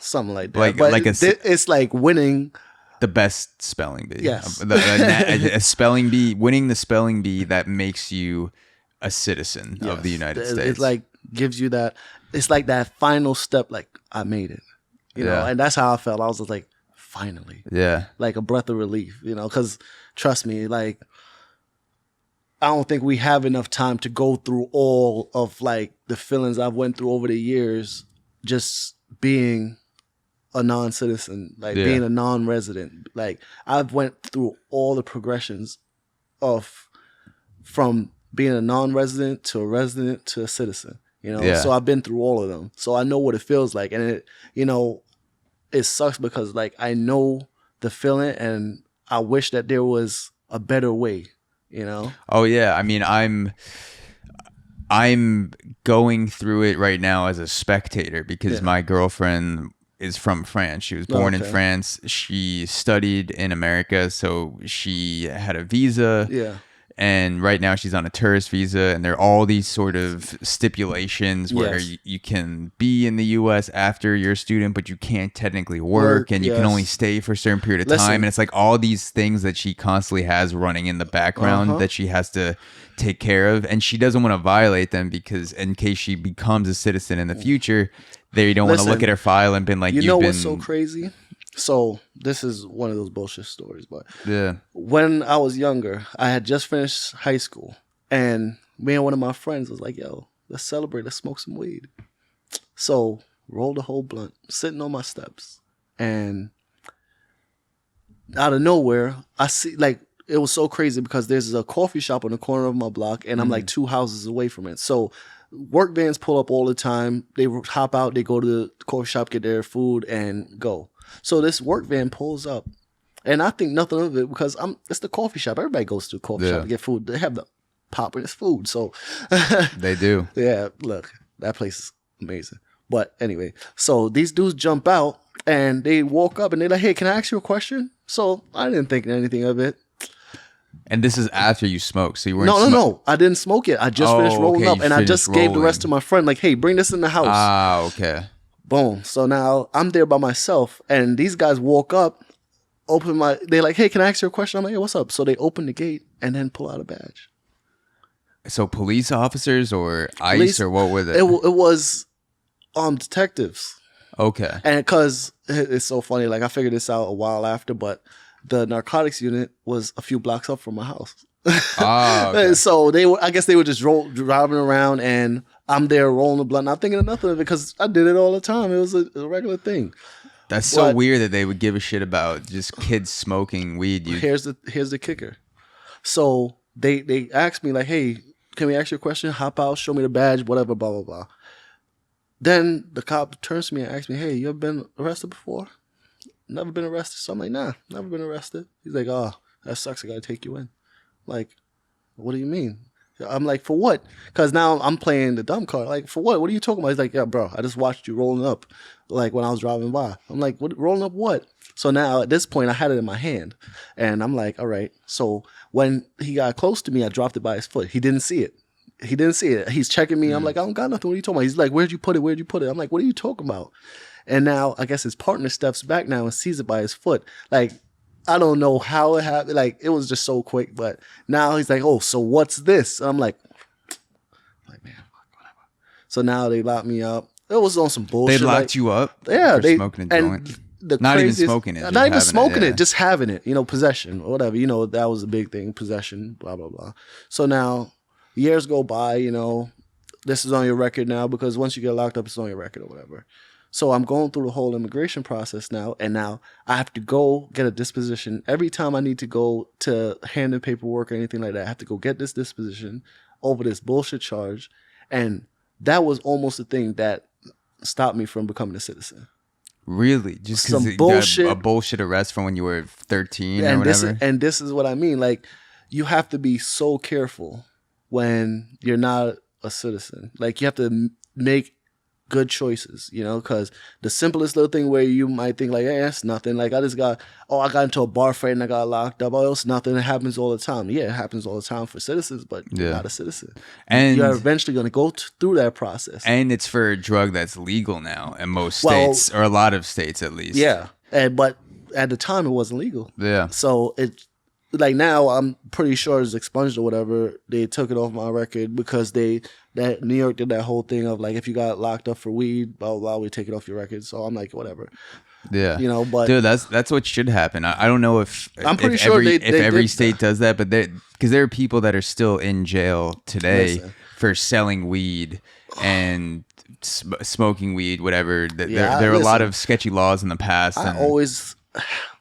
For me, it's always a thing like, I don't feel like you should get locked up for weed, period. Weed, like, as long as you're not out there giving it to anybody else, whatever, grow your own weed, do what the fuck you want to do, smoke it, that's on you. Now, if you're going out and giving it to kids, underage kids, all right, yeah, I can see that. But if you're just there smoking it yourself, like, come on, leave me the fuck alone. Like, and you let me smoke cigarettes. As a cop, what do you get out of arresting a 13-year-old kid that's rolling up a joint? If you are, I was 19. I just graduated high school. That was the week I graduated high school. But still, if you're a teenager, you're smoking weed, and you're part of the narcotics unit as a police officer, so your goal is to stop the trafficking of drugs. And so what do you get from a joint? Yeah, if anything, you want to go up to the kid and you want to say, where did you get this? Yeah, who sold it to you? If you tell us, give us some sort of information that you could use to take down the drug dealers. Yeah, but it was just like, oh, you have this? Oh, I got to take you in. And I'm just like, bruh, for real? Like, I've never been locked up before. Like, you should at least been like, you know what? Give me this shit. Yeah. Destroy it, whatever. And be like, you know what? Now you're out. Now it's a misdemeanor. It's like a traffic ticket. Yeah. So it's just like now you can walk around with this shit on. You can smoke it in the streets. That charge from 19 years old for rolling up a joint, not even smoking it, just having it, That's came what back pissed up me during off the the citizenship process. Yeah, it definitely did. You know? Damn. And it pissed me off so much that day because I didn't get to smoke it. Yeah. It's something I can laugh at now, but you know, Yeah. when it was happening, it was like, what the fuck? And then like going through the process of getting my citizenship, like that popping up was just like, what? Yeah, like, if you're gonna get, you should if you went back in time, you would tell the cop, listen, if you're gonna throw me in the back of the car and put me in jail for having this weed, at least let me smoke it on the way to the precinct. Like at least light it up for me because I'm gonna be cuffed. Light it up for me and put it in my mouth. We'll share it. Yeah, like we'll whatever, share it on man. the way like, to the precinct. Yeah. So something I wanted to ask you, because you know I've talked about weed on the podcast and my own relationship with smoking weed, and it's had its ups and downs, and it's a great drug for the most part. Everyone has their own relationship with weed. Yeah. I wanted to ask you, what is your favorite part about smoking weed? What's like the thing that keeps you coming back for the times that you did smoke? What do you enjoy the most about it? You know, just that relaxation. You know, it was like you smoke and you're just chilled. Like whatever is going on for the day, you're pissed off. You had a shitty day at work. You go home, you smoke. You're like, fuck work. I ain't at work right now. Don't worry about that shit tomorrow. You know, that's not even what's on your mind anymore. You're just like, yeah, I'm chilling. I'm relaxing. Oh, I want some good food. I wonder what that would, you know, let's go get some Oreos or something, you know? So it would sink you into a more relaxed state. Yes, relaxing. It's very relaxing, you know, at least for me. It was always relaxing. And sleep, a very good sleep aid. Yeah. I would like eat and out. Did you ever have bad anxiety or panic attack smoking weed, or did that never really happen? No panic attacks, just sleeping. Slept a lot. Yeah. That was one thing. That was the thing that made me take a step back from smoking weed. Yeah. I don't think the weed caused me to have anxiety, but it revealed things to me that I was anxious about, and I was having panic attacks on weed almost every single time at some point. So it might be the entire time I was high or for just a 10, 20-minute period, and it would eventually go down. But I think it's the only drug where I want to get better at doing. There's not it like freaks some people out. Yeah, you know? It's tough. You to know get what's through. good? What you need to do if you want to indulge. Well, we don't have it yet in New York. They said soon we should have them, but when they do finally open up a dispensary, try starting with something low THC. So that's what I've heard, to have the low THC, maybe a 50-50 THC CBD, because a lot of the percentages get up there, especially with the oils and the hash. Yeah, you see, I say anything that, like, you have to find what works better for you. Yeah. You know, it's not like when you're just going to get it from anywhere, you can't really tell. But now that they have dispensaries, like, and things like that, you could go and you could try different strains. You can even talk to the person. They might have been smoking for their whole lives. Like my best friend, I would say he's a connoisseur. This guy loves freaking weed.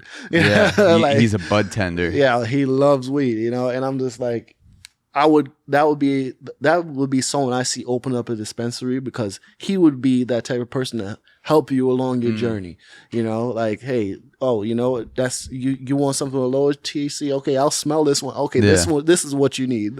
Like, that's what I feel like I needed. I feel like I needed a weed therapist, like BetterHelp, the app where you can call a therapist and talk to them over Zoom, FaceTime. Yes. I feel like I needed that for weed, where if I started freaking out, a panic attack, I would call a therapist that specialized in weed, and I would say, listen, these thoughts are running through my head.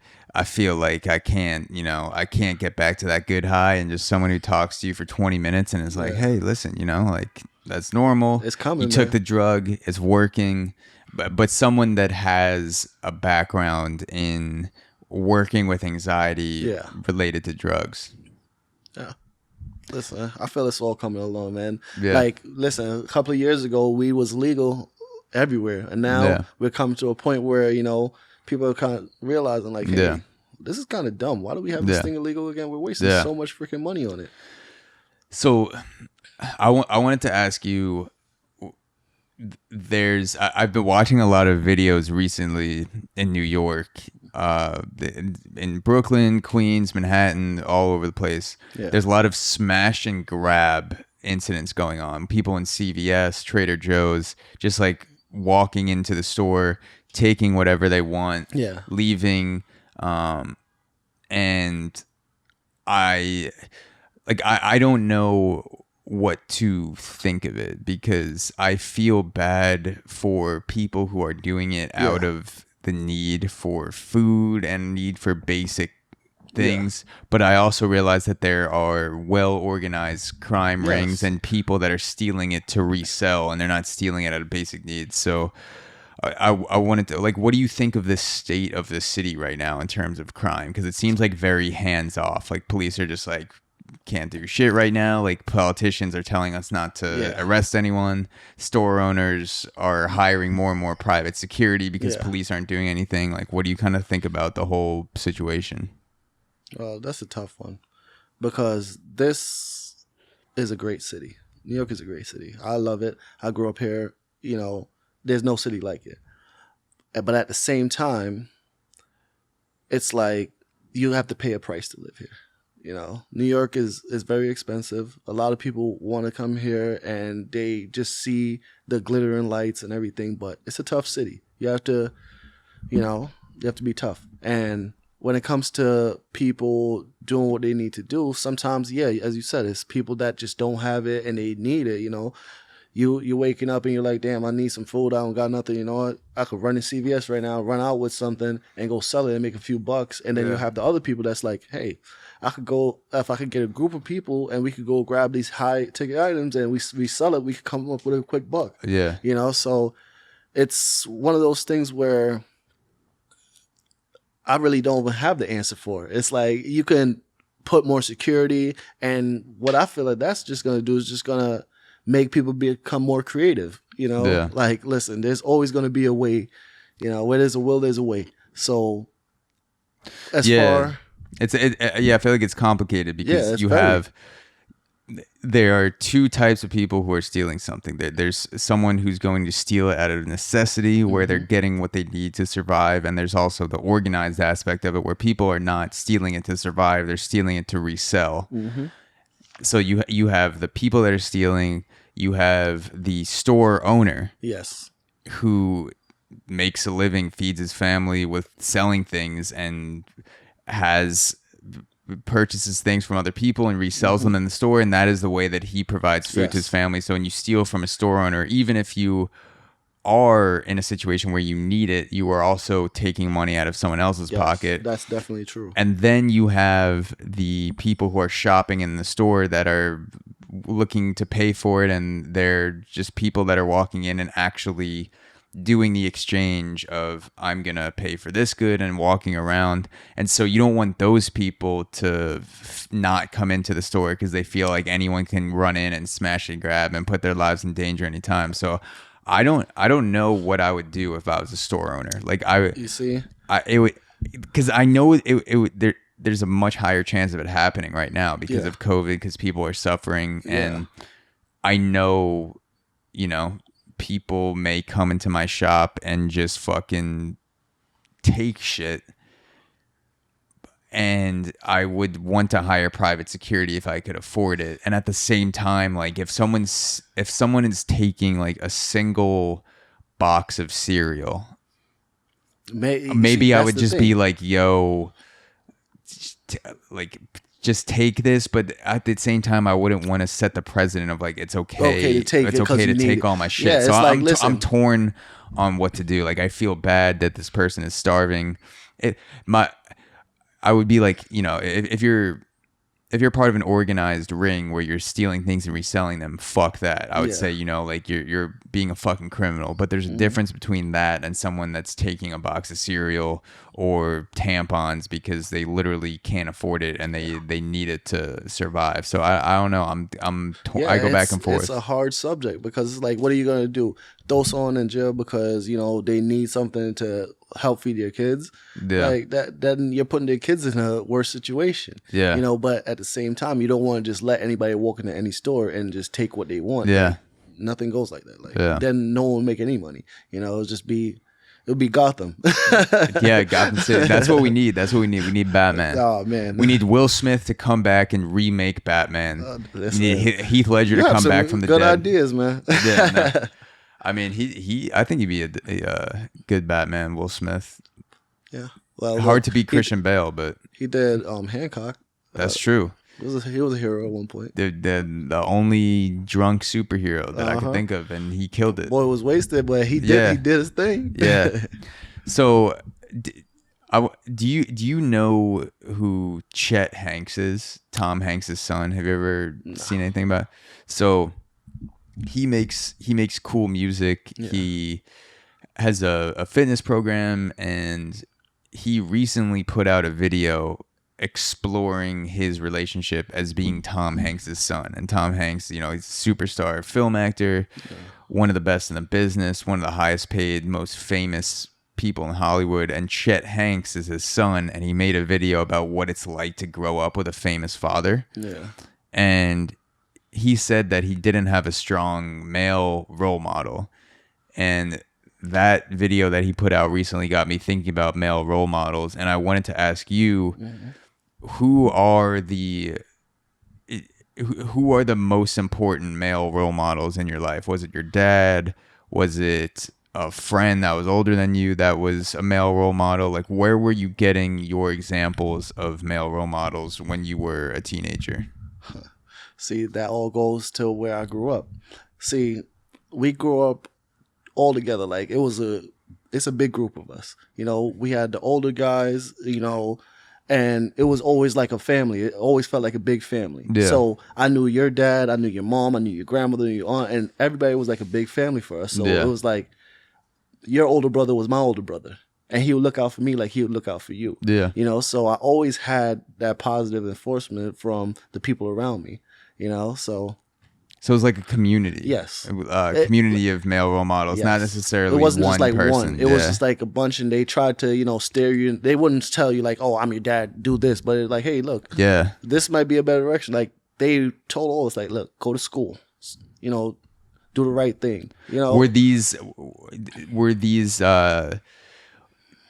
dads of friends? Were these guys just in the community hanging around, like the guy that you see on the corner? Like, where? Oh, no. It's weird because it was just like, it was like regular families. Like, you see how you had your mom, your dad, your brother, whatever. It was the same thing, but it was just like, it was different families, but we all were like together. Yeah. So it wasn't a thing of like, oh, it's a guy just that hangs out around here. It was like, oh, that's someone that lives right there. And, he went to work every day like everybody else, but we hung out together. Yeah. Like your uncle would say something to me if I was doing something wrong. Same way my uncle would say something to you. And it wasn't like a thing of like, fuck that guy. It was like, yeah, that's my uncle, Yeah. So you, even though it wasn't in your immediate family, it wasn't a dad, it wasn't a brother, something like that, like you felt like there were guys in the community that you had respect for, that would give you feedback, you could go to them. I feel like I didn't, because I grew up in the suburbs, there wasn't a community aspect of male role models in the suburbs. I had my dad, who's a good role model. It was different because I feel like that was just specific to the block I grew up on. Like, I didn't see that a lot. Like it. Which block was this? This was Snedeker Ave in East New York. Okay. And I feel like that was like specific to our block. Like, it was like a great experience growing up there. Like, we had great parties. Everybody knew each other. Like, just this one, like 2 blocks, I'll say, about a 2-block radius. And it was just weird because it was like we all knew each other. We all had love for each other. I knew your grandmother. I hung out with you. I went to your family events. You came to my family events. So it was just like that close-knit community. And I don't feel like that even exists anymore. But, That's, now that I'm thinking about it, the suburbs is similar to an apartment vibe where you're in an apartment building, but you don't really interact with your neighbors that much. You're not just constantly crisscrossing paths in an apartment building, just like you aren't constantly crisscrossing in the suburbs. You know who your neighbor is. If they have a dog, you see them maybe when you go for a walk, but you're not hanging out having block parties in the suburbs. We had great block parties, And I'll tell you, I was on the block I lived on. I was in every house on that block. Yeah.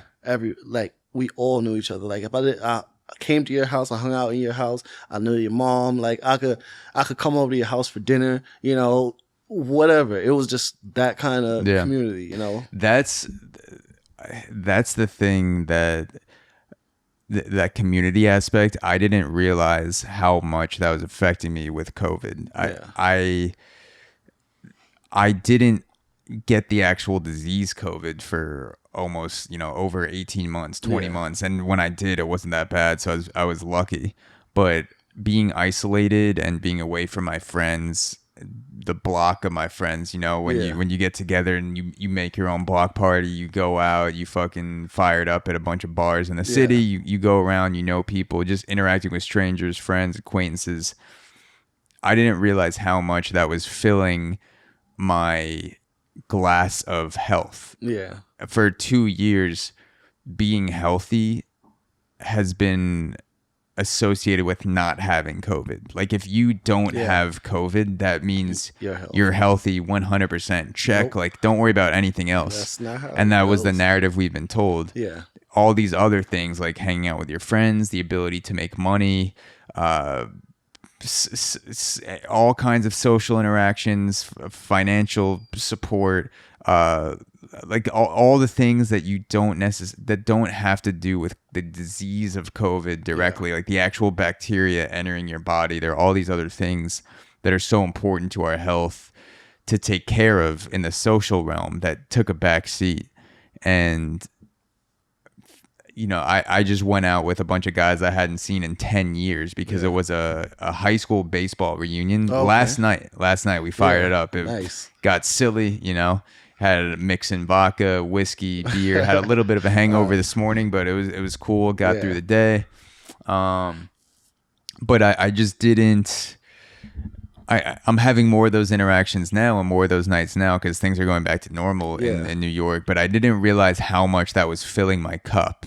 When that was taken away, I didn't realize that, okay, not having COVID is like 10% of being healthy. Yeah. And again, we're younger, so that it's different. If not having COVID means more when you're a 75-year-old person than it does as a 35 or 25-year-old person. But we had been fed this narrative for so long that as long as you don't have X, your health is Y, which is 100%. But if you have X, your health is 0%. There's all this nuance and shit in between that has nothing to do with the disease that was taken away from people. Like I feel like a lot of people are feeling those effects because like being trapped in the house. Like it's not per se trapped, but it's like it feels like it. It feels at times, like like you almost trap yourself sometimes because there's so much scare tactics out there. People say, we know what's good for you. Don't do this. Don't do that. Don't go outside without wearing this. Don't gather. Don't gather. Like if you even smell a pelican on the beach, you're going to get COVID for like some random strain of pelican COVID, like all this weird shit. And you forget that, like this is the thing that makes me feel alive. Like what is the point of living if we're not able to do the things that make us feel more alive? Just COVID is just one small part of health. There's millions of factors that go into health, and a lot of those are social factors. So I don't know. It's now that it's coming back, and I was good. I was fortunate enough to travel during COVID a lot. Like I went to Colombia, the country Colombia with my girlfriend, went to the Netherlands with her, went to France, went down to Miami. Like I was traveling. I was traveling, went to Denver. Like I was being safe when I would come back and I was around my parents. But as long as I live with myself and now my girlfriend's here, I didn't really have that much to worry about, especially after the vaccine and having tests available. I was fortunate enough to be able to travel and spend time around people. And then I felt like I came back to Brooklyn and you're being sucked into this vortex in a way where everything is so strict and hands off, and people are wearing masks walking down the street. And I was just in Bogota, Colombia, where it's like everyone's dancing in the street, like chilling, COVID's still there, but the environment's different. The way the community, like there was more, it felt more blockish, like that block party aspect in Colombia. It's nothing like it, man. That's one of my things I want to do. I want to travel. Yeah. Hey, we'll see what happens. Yeah. So I wanted to end off with some quick fire questions, all right. some quick things. So I was searching around on Reddit for some popular questions in the Ask Reddit forum. So we'll fire some of these up. Fire some of these up. The first one is: you suddenly travel back 100,000 years to a cave that will eventually be discovered by archaeologists. What do you write on the wall to mess with them? What do I write? I'm drawing a dick pic. Listen, they're either gonna laugh or they're gonna be so like, I don't know, stuck up that they're gonna want to analyze it. Yeah. And I'm hoping they get a laugh out of it. That would be hilarious. Like you're an archaeologist, you're wondering, what insights could the civilization could possibly have for us? And you're brushing it away in the cave, and you see part of the testicle, and you think, oh, this could be an undiscovered language. Maybe this is the answer to life. Yeah. And you scrape off a little bit of the tip, and you're like, oh, I see it now. It's like it's kind of this mountainous thing, and these people are so peaceful, and then you brush it away, and it's just a huge veiny dick. And the archaeologist is like, wow, people were doing this 100,000 years ago. Listen, it'll be a thing. Yeah. Listen, we've been doing that forever. Yeah. So. I thought about these a little bit because obviously planning out the podcast, I have the benefit of thinking about things beforehand a little bit. I decided that I would write on the cave, Jeffrey Epstein didn't kill himself. Because I would want the archaeologists to think like, they knew this back what then? the fuck? Like how, if you're an archaeologist that can carbon date an etching in the cave to 100,000 years ago, and it says Jeffrey Epstein didn't kill himself, you might kill yourself on the spot because you're like, this world is so you'll fucked. Fuck their heads up. Yeah. Like someone had a freaking time machine. Yes. What is the clearest sign that you are getting older? Looking at a group of kids and being like, they're so freaking annoying. Like, you know, what age? Like teenagers or like young? Okay. Like teenagers. Yeah, you get on a bus or something and they're jumping around, instead of thinking back like, I remember when I used to do that dumb shit. Yeah. It's like, oh, those damn kids. Yeah, I just walked past a group of teenagers today and that made me feel old. Yeah. Feeling older than them. Yeah. And feeling that separation of these kids are 18, 17, whatever. They look like high schoolers. And I'm walking past them feeling like the other. Because I'm old as fuck. And I'm 28. I'm 10 years. But I remember the days when I would have been in that group. And I'm not in that group. And that makes me feel old as fuck. Yeah. I wrote down hangovers. Hangovers? Oh. Getting hungover. And last night would be an example. We went to Midtown.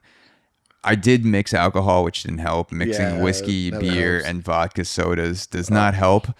But I had maybe 5 drinks over the course of 4 or 5 hours, which you would think would be fine. That would be fine, yeah. But I woke up this morning being like, holy fuck. Like what the hell did I do? If this was 10 years ago, I wouldn't feel anything when I woke up. I would be fine. And now I get hungover with 3 glasses. 3 people. Like 2 glasses of wine. I wake up and I'm just like, oh my God, like this is. Like I shouldn't feel like this. Yeah. Drinking, keeping with the same alcohol does help. Yeah. If I just drink whiskey or just drink vodka soda, that's my advice. Stay away from the sugar, stick with the same alcohol.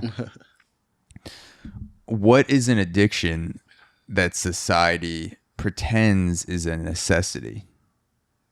Something that people are addicted to that society says this is okay because that's a great one. As I'm drinking it right now, I'll finish up my last sip. Yes. That's something that's people have that every day, and you're just like, I need it, but also everyone else needs it. So because the entire society uses it to function, it doesn't feel like an addiction. Yeah, caffeine is a drug. Yeah, and it's definitely a dependence for sure. My answer was being obsessed with celebrities. I feel like it's an entire industry to be obsessed with celebrities. Like, oh my God, Kim Kardashian was riding a bike yesterday, and people freak out over it, and they read magazines. I can't do that. And it's just like, it is a sickness in some way, becoming obsessed with someone else's life that has nothing to do with you. I feel like it's just accepted. I could rarely remember a name. So it's like, I always have a hard time with celebrities because I can see their faces. I'll be like, okay, I remember you from this, but I'm like, I can't remember your name. I'm sorry. What's one experience you think every human should have? One experience? Traveling. What particular? Like flying, going to the country, any specific country? You see, I haven't been many places, but I feel like just the general idea of travel. I feel like everybody should have the opportunity to travel. Yeah, that's a very white girl answer. You can start a white girl answer. You should start a white girl's Instagram where you do all the same thing. You have the same poses, selfies, dresses, but it's you, and you're like, what's up, bitches? I'm just like, I'm a big fan of traveling. Like I want to travel. Like one place I've been wanting to go to for the longest is Alaska, which everybody is like, what? Oh, it's great. How are you from an island and you want to go to somewhere that's freezing cold? I'm like, it's not just about the cold. It's about seeing something different. It's the different end of the spectrum. You know, coming from a warm climate and going somewhere that's the total opposite. Oh yeah, I was lucky enough to go with my parents when I want to say I was like 18 or 19, first year in college. Yeah. And we landed on a glacier, on a plane. We literally flew a fucking plane and landed on a glacier in the mountains. And I thought, wow, this is fucking amazing. That changed the way that I looked at things. I don't know. I just always, when I think of Alaska, like everybody likes to think of just the cold or whatever. And I'm just like, there's things in Alaska that I feel like you won't see many other places. Yeah. You know, and there's also summertime in Alaska. A lot of people don't think about like green fields and things like this in Alaska. And I'm like, yeah, I've seen videos. It's actually there. Also, and also being in a place where animals could kill you changes your perspective, because in New York, the biggest thing you're gonna see is a raccoon, a radioactive rat on the subway that are sometimes bigger than the raccoons. Yeah, but then you go to Alaska and you're walking, you're going on a hike, and you have to worry, about bears or elk. Moose apparently kill more people than bears because they're more those aggressive. I never thought about how big they were until I seen that video. That video of the guy driving an SUV, and then there's a moose in the road, and this thing is bigger than the SUV. Yeah. I'm like, that can't be real. Fucking huge. Like, wow, I never really thought of them being that big. I'm thinking of like a deer or something. Like, okay, yeah, deers are pretty big. The experience that I wrote that I think every human should have is sparring in a fight, like a controlled sparring fight. Boxing. When I started doing Muay Thai. Yeah. 2 years ago, I had been in some fights, some tussles when I was younger, but not a lot of punching, mostly just like grabbing and throwing, a lot of wrestling, a lot of amateur poor wrestling in fights when I was younger. But having to be in a situation where I could get punched in the face and did get punched in the face changed my perspective on human violence, because I feel like I was more cockier before I started doing Muay Thai, because I walked around not knowing what it feels like to legitimately get punched in the face or kicked in the leg and something like that. But it does... Humbling. There are a lot of people that walk around in this world doing things, and maybe they say things to people, they put their hands on people, and they've never been punched in the face before. No one's ever been like, yo, bro, like... shut the fuck up, like you're a piece of shit, and just get hit in the face. Like it changes you getting hit in the face. It's a stop button. So the last thing I wanted to end off on is, what is a small act of kindness someone did to you that you've never forgotten?